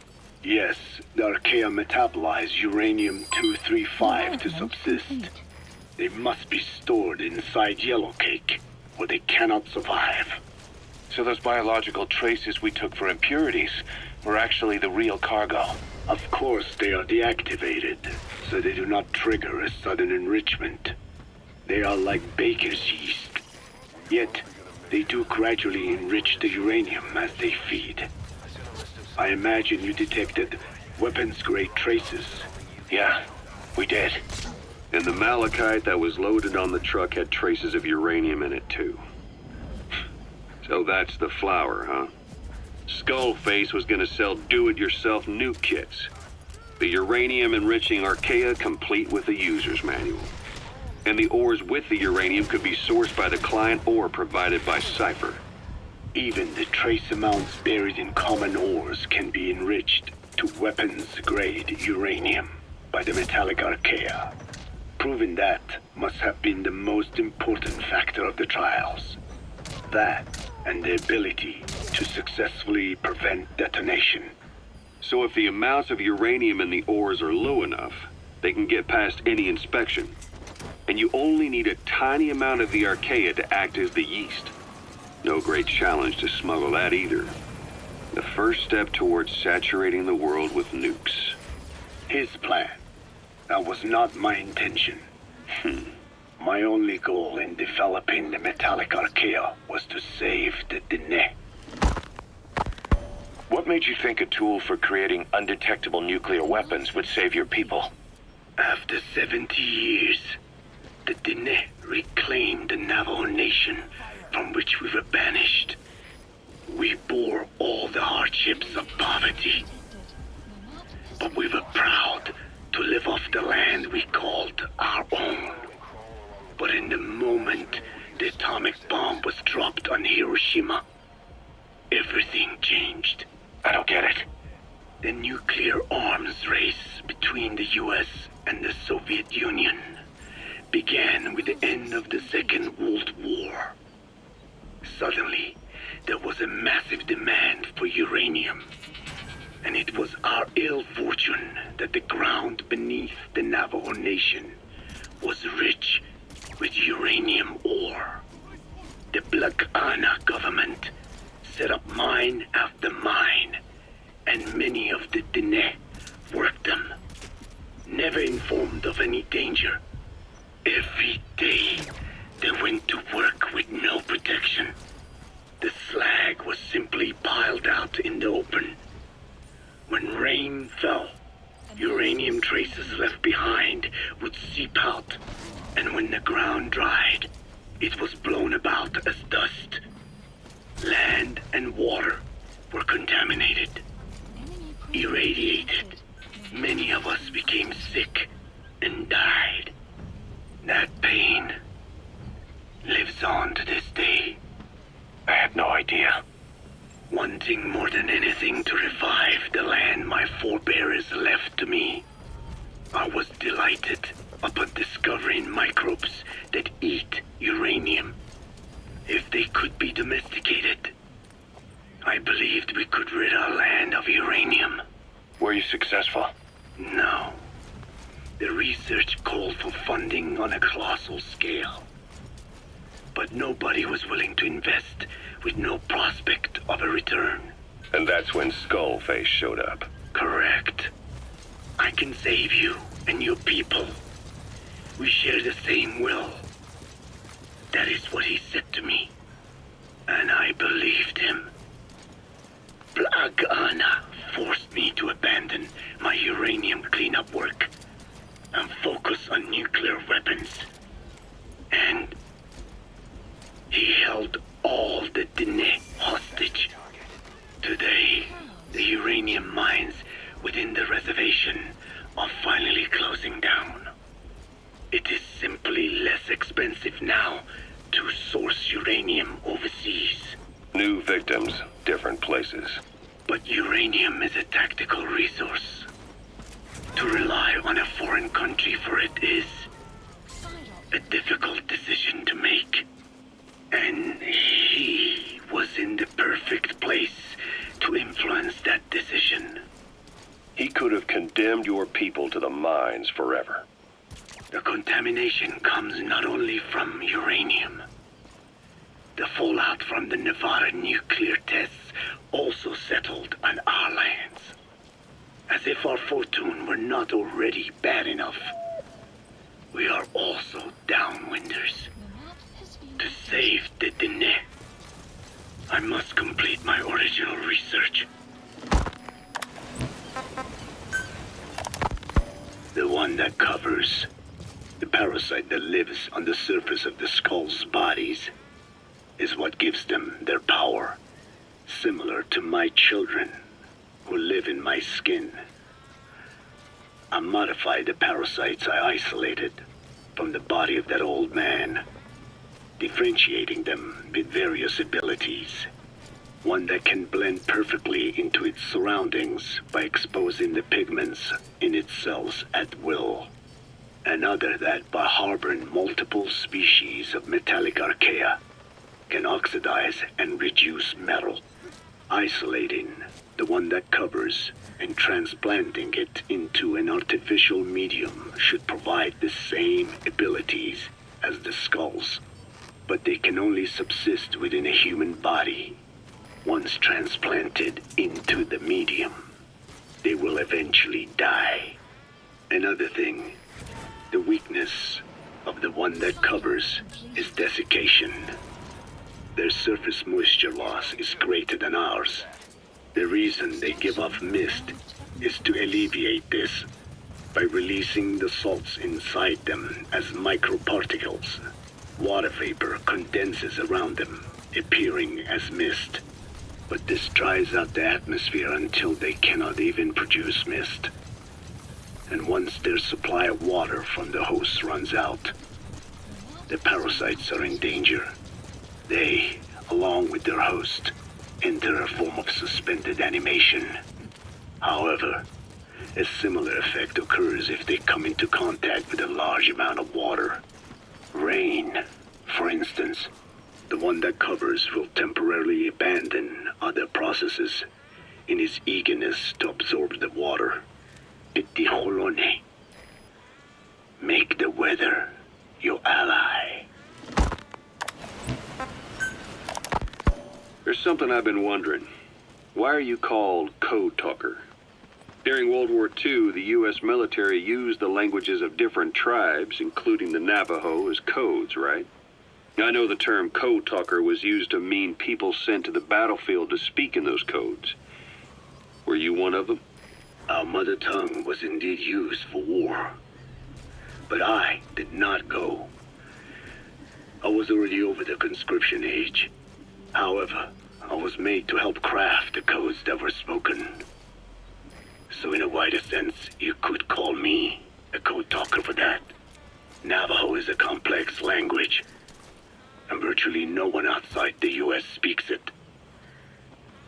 They must have thought it was the perfect language to use as a code. Yeah, in the end, the Japanese never cracked it. The Cipher is king in information warfare. Of course, they didn't simply speak in Navajo. They created substitutions for words according to a code book, and then translated those into our language. Young Diné was sent to the front lines of the Pacific Theater as code talkers. To fight is an honor for the Diné. They were the pride of our people. But I cannot say this history brings me joy. Words are alive. When they are spoken, life is breathed into them. They become a part of the listener. Our words were transformed into lifeless ciphers and used for war. This, after the Black Ana spent generations suppressing the language. Yeah, I'm sorry. So I guess we shouldn't be calling you Code Talker, huh? No, I do not mind. The reason Skullface called me Code Talker was because I also am responsible for coding language into the vocal cord parasites. I am the same as those young warriors, used for a cipher's sake. I must never forget that. The name, Code Talker, is a lesson carved into my being. You said Skullface ordered you to weaponize the vocal cord parasites. But you also said he wasn't the reason. And he wasn't. I was seduced by the parasites. That is a fact. How? You mean from your curiosity as a scientist? That I cannot deny. But there is more to it. The story goes back to the 19th century, to my earliest memory. One day, a man from the government visited our Hogan, our home. I cried as he yanked me from my mother's arms and took me away to an Indian boarding school. From that day forward, I became George. This was the name my teacher gave me. I was forced to give up my Diné name, forbidden from speaking anything but English. If we dared utter a word of filthy Navajo, the teacher made us eat a bar of soap. Yeah, that was the U.S. government's education policy for Native Americans. To erase our words was like erasing our people. Their education was tantamount to ethnic cleansing. Over time, the overt persecution of our language stopped. But to this day, it continues to be eaten away by the lingua franca, that is English. Many of the Diné outside the reservations can speak nothing else. And it isn't just our language. Across the world, minority languages are being destroyed by dominant languages. Many are on the verge of extinction. Enter the vocal cord parasites. Yes, I began thinking that minority languages needed some sort of deterrent against dominant languages. In order that their peoples and cultures would survive. It was then that I came across literature at the Foundation claiming that man acquired language thanks to a type of parasite, one that distinguishes between languages as a precursor to reproduction.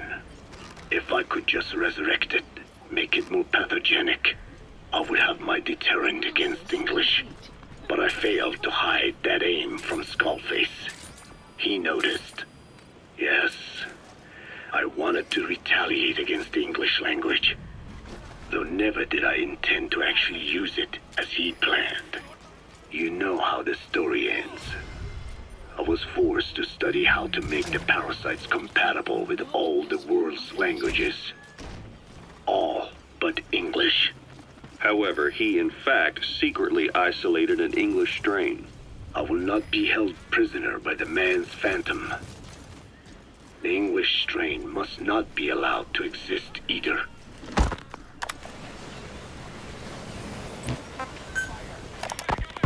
I have no doubt Skullface's plan is almost complete.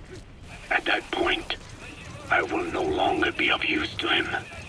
I must leave behind this record at least.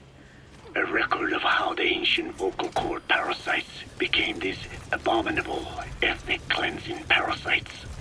I believe he has two purposes for the ethnic cleansing parasites. The first, as their name suggests, is ethnic cleansing. This conflict between East and West that envelops the world will not last much longer. Once the Cold War ends, and the weight of America and the Soviet Union is lifted away, the ethnic conflicts they kept suppressed will all rise to the surface. It is not difficult to imagine that the radical sides will begin cleansing their adversaries. But what if an ethnic cleansing parasite matching the language of the aggressors were to be unleashed? The aggressors would be washed off the earth. At the very least, the idea that retaliation could eradicate your people would prove a powerful deterrent. The second purpose is the Englishization of the world. To cipher the organization, this is probably their main use. Man thinks in words, or rather, words are man's very means of thinking. If you erase a word representing some concept, the concept itself disappears from the world. Nishone means beautiful in Navajo, but the image that comes to mind when we say Nishone differs from the Blagana's beautiful. An azure sky, a rolling landscape, lush greenery. The meaning we place in Nishone has its roots in Diné culture. If we lose the word Nishone, the images of our beautiful homeland would be washed away into oblivion along with it, just as Orwell indicated years ago. Cipher, being based in America, is pushing Englishization for this very reason. Suppose all 5 billion people on this planet come to read, speak, and think in English. Their wills could also be streamlined under English. Cipher's control would be all the easier. Economic governance would progress in leaps and bounds. The ethnic cleansing parasites would be a great aid in accomplishing this goal. There is no need to destroy every language besides English. All they need to do is weaken other dominant languages competing with it. Russian, Chinese, Arabic. If people know they risk their lives speaking such languages, they will flock to the lingua franca that is English. Cipher need not even focus attention on smaller languages.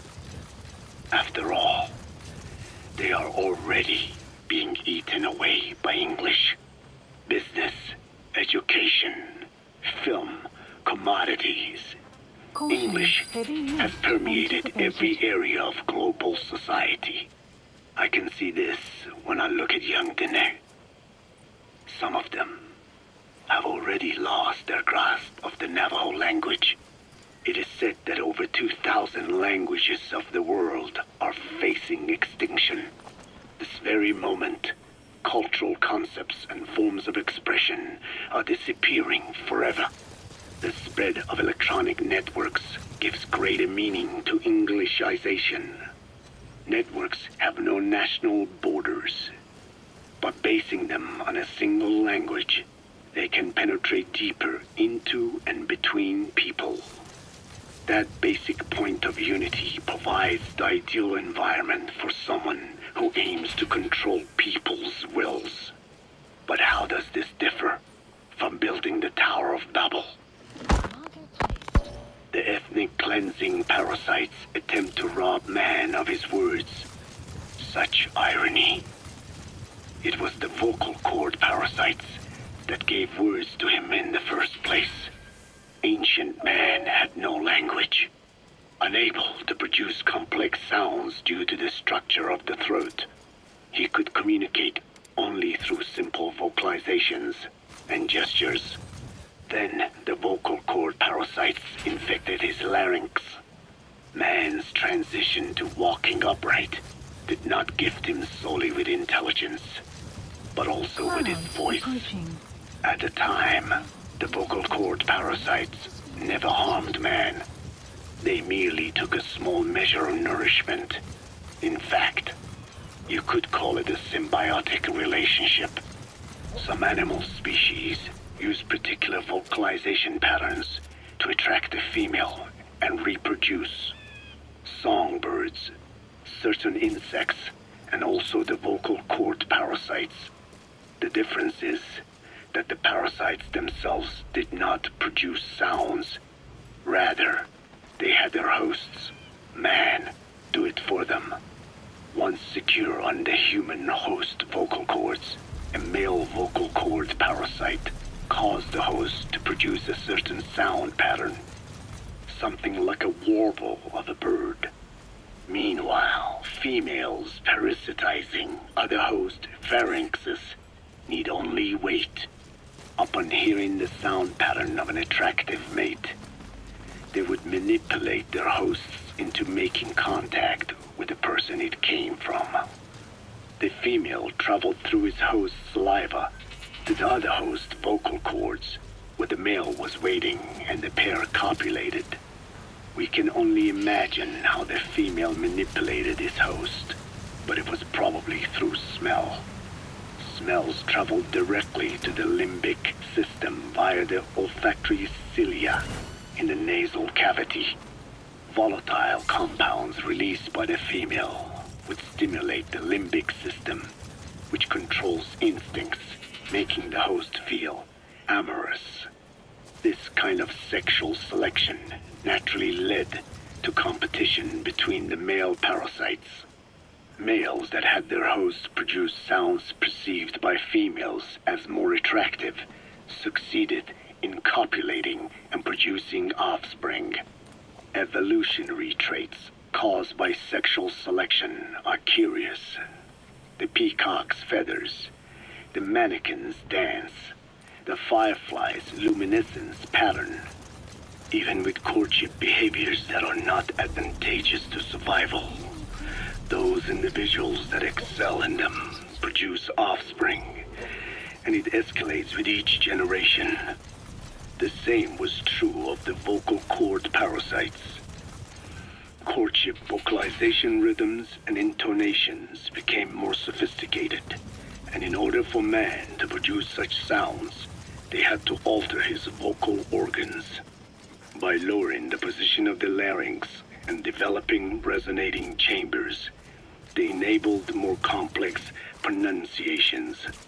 But that was not all. The vocal cord parasites activated a transcription factor that would later control man's language ability. A protein that, due to its appearance, is called forkhead box protein P2, or FOXP2. Activating this transcription factor led to the development of brain function capable of creating sophisticated frequency changes. This was the pinnacle of the vocal cord parasite's prosperity. However, this sophisticated pronunciation control was too useful for man to ignore. Once human sexual activity ceased to be only seasonal, and having lost pigment-based sexual characteristics, distinctive vocalizations became the most effective means for humans to attract mates as well. Combined with logic pathways hardwired into the brain, or universal grammar, it was not long before advanced communication was possible. This was the birth of language. Luckily for man, it was around this time that a particular retrovirus was circulating. While not lethal, it infected not only man, but the vocal cord parasites as well. It is presumed that this virus removed part of the parasite's DNA and reverse transcribed it into man's reproductive cells. It was a vector. Among the genes it transcribed were the ones responsible for the production of language. The vocal cord parasite's vocalization genes were written into the human genome. The parasites were no longer of any use to man now. Man could use his voice as he pleased, when he pleased, hindering the parasite's courtship vocalizations. Having lost their opportunity to reproduce, the parasites died out, leaving behind only the transcribed genes. The vocal cord parasites were once in symbiosis with man. Its genes even became a part of his. Humans and parasites are extremely close. As such, it will be extremely difficult for man's immune system to eliminate the vocal cord parasites. Even cutting them out will be no simple matter, which is exactly why these ethnic cleansing parasites are such a formidable weapon. The rise of the vocal cord parasites goes back approximately 300 million years to the Permian period. At that time, they were not even parasites, but predatory autotrophs. They are believed to have been the common ancestor to the Pentastomida and the Cyclops genus of copepods. However, Earth's environment underwent a violent change at the end of the Permian period. The cause is unclear, but evidence suggests that over 90% of the Earth's organisms at that time died out. The most pronounced threat to the protoparasites was the severe reduction in oxygen concentration.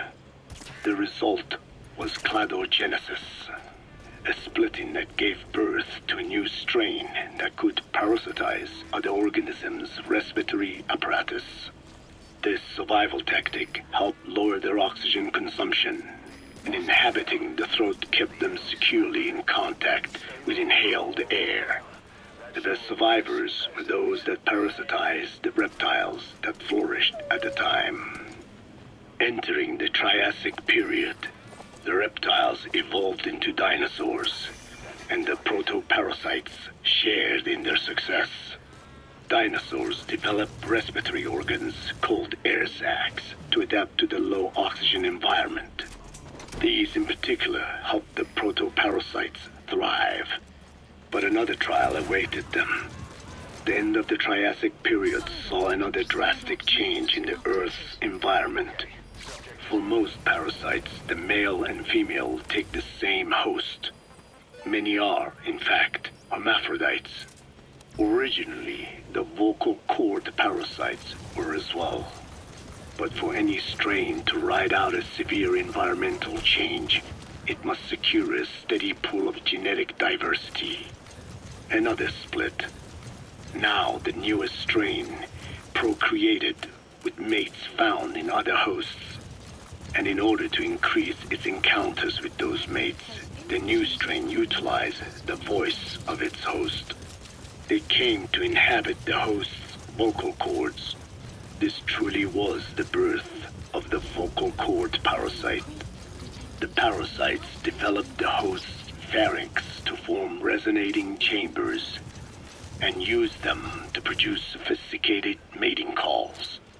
The relatively upright posture of the dinosaurs was important in this, because the crooked L-shaped pharynx was more suited to the development of resonating chambers. These developments ushered in a time of great prosperity for the parasites. But for the third time, the parasites had a major hurdle to overcome. The meteorite impact at the end of the Cretaceous period, which spelled the end of the dinosaurs. With their hosts extinct, the vocal cord parasites had no option but to find a new habitat. Birds. As genetic successors to the dinosaurs, with functioning air sac apparatus already in place, birds were the perfect choice. But the parasites could not survive in birds that flew at high altitudes with thinner air. So they parasitized ground-dwelling birds and altered their respiratory system for the sake of reproduction. They gave the birds the means to produce sophisticated sounds. The syrinx responsible for chirping. This is the proof that points to activation of FOXP2 in songbirds as well as humans.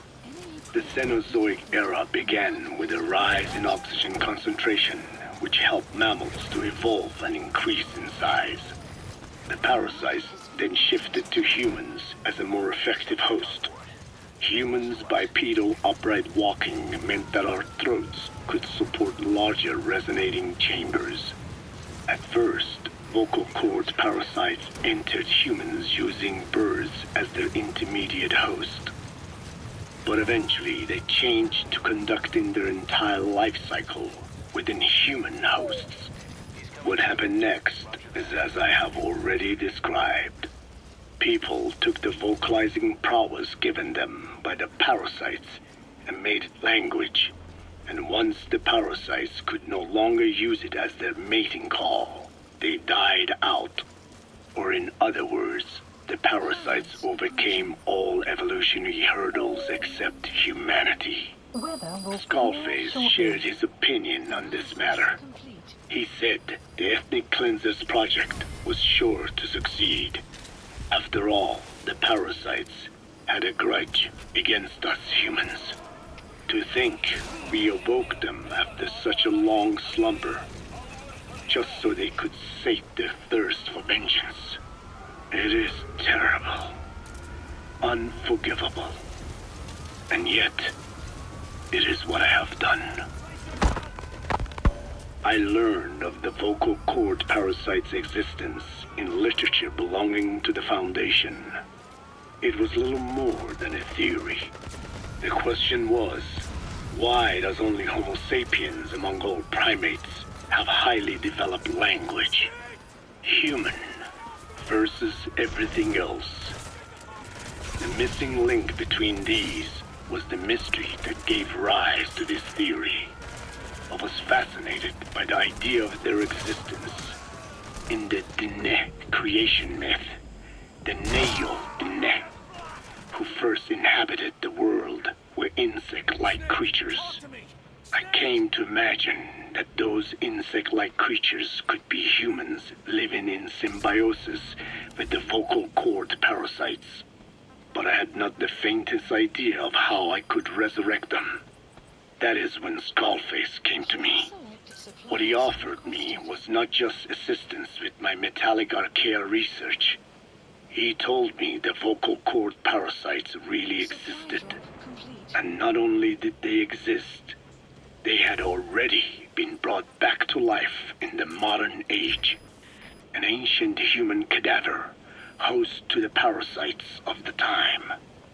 Cipher excavated such a cadaver from a permafrost region and isolated the DNA coding of the vocal cord parasites.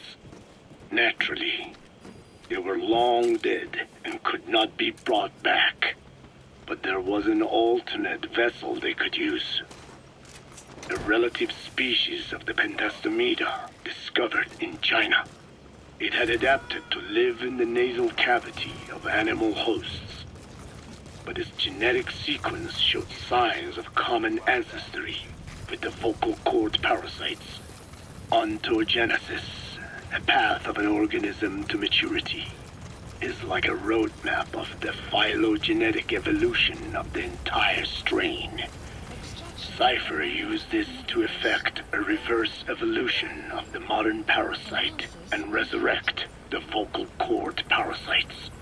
They interposed a developmental mechanism to the ontogenetic stage analogous to when the relative species first appeared, the point at which it split from the vocal cord parasites, forcing its evolution down the other path, the vocal cord parasite path.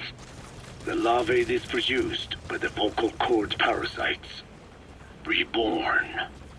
I do not know in detail how Cipher accomplished this, but clearly they have access to higher-level genetic technologies. Skullface said it was the work of a genius woman scientist, and that the relative species in question was first discovered by a group once called the Philosophers. I was tasked with modifying the resurrected parasites. He charged me with 2 demands. First, to add lethality to these organisms that had once lived in peace with man, by unleashing the larvae's latent desire to consume nutrients from the host's lung tissue, making them eat and eat until the lungs were destroyed. Second, to have both male and female inhabit the same host and copulate then and there only when exposed to specific pronunciations continuously over an extended time.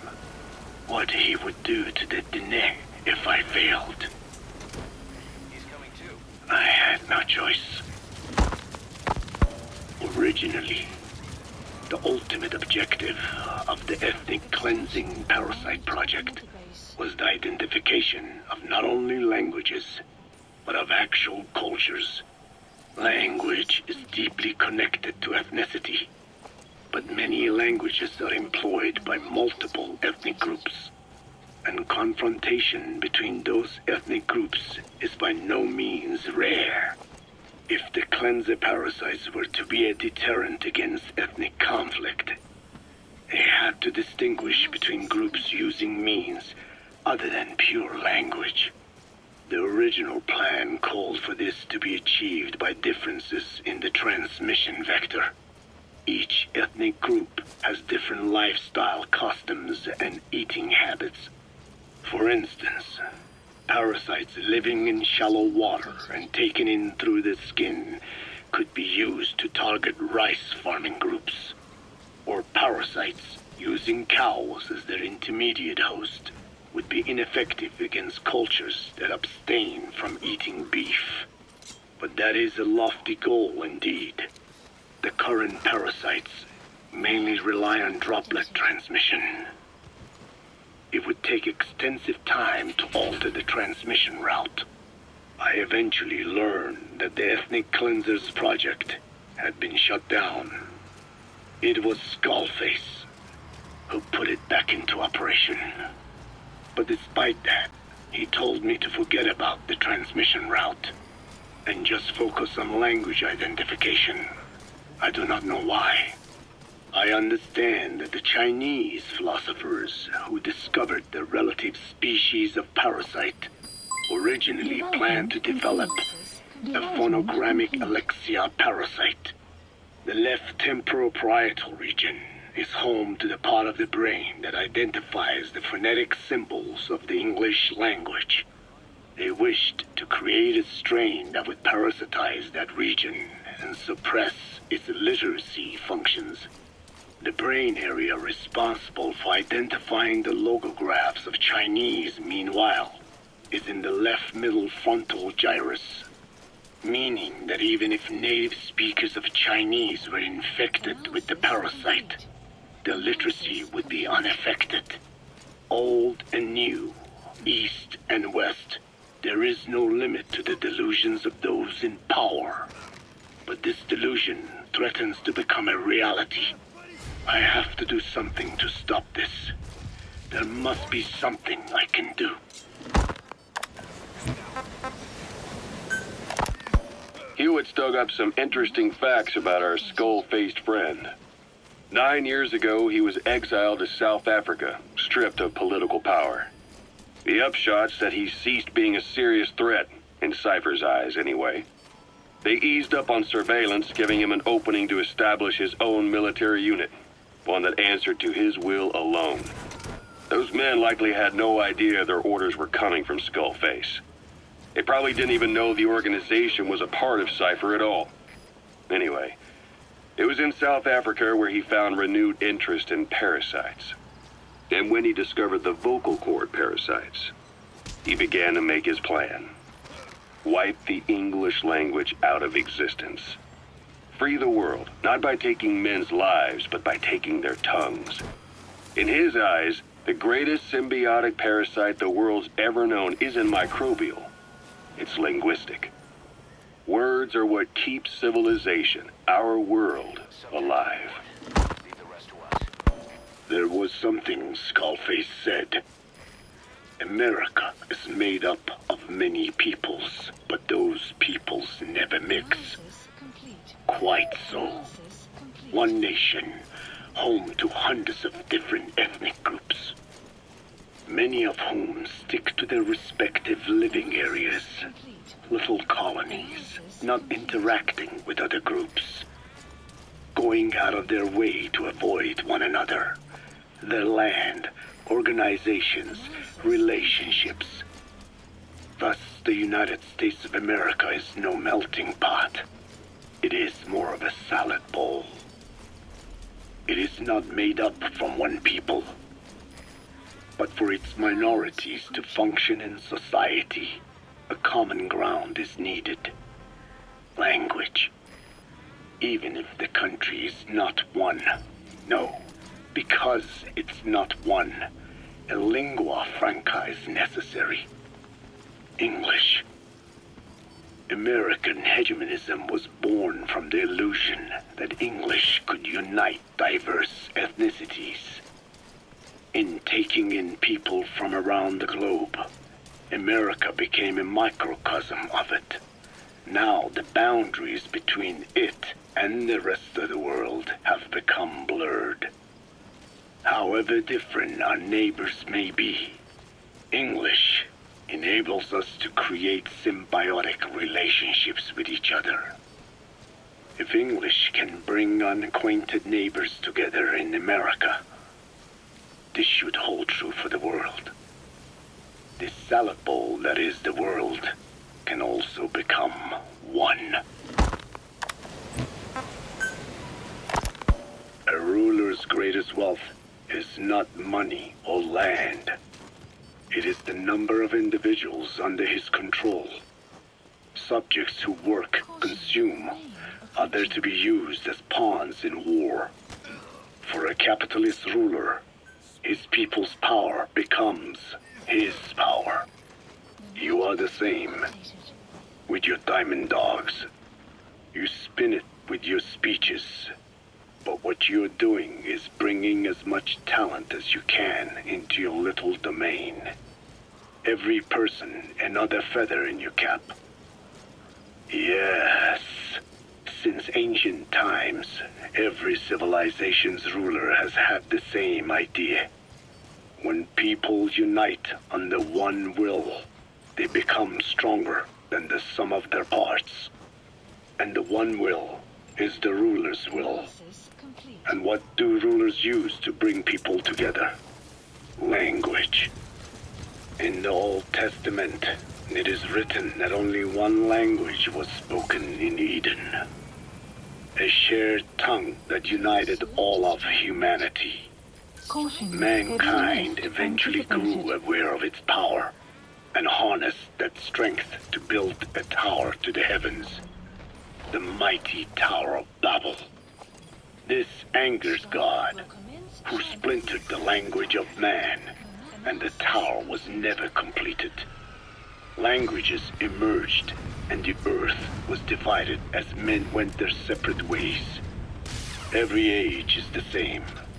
A ruler's first order of business, after conquering new land, is to force his tongue on its people. Ancient Rome, Napoleon, and now Zero. English is wreaking havoc around the world right now.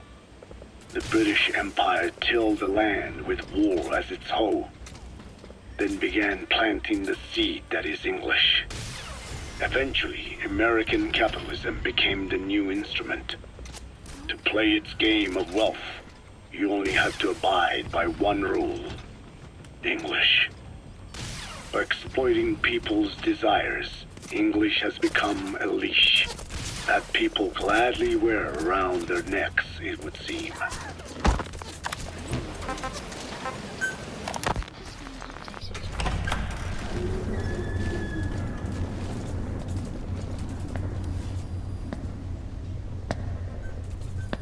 Please select a strike point. Jahr.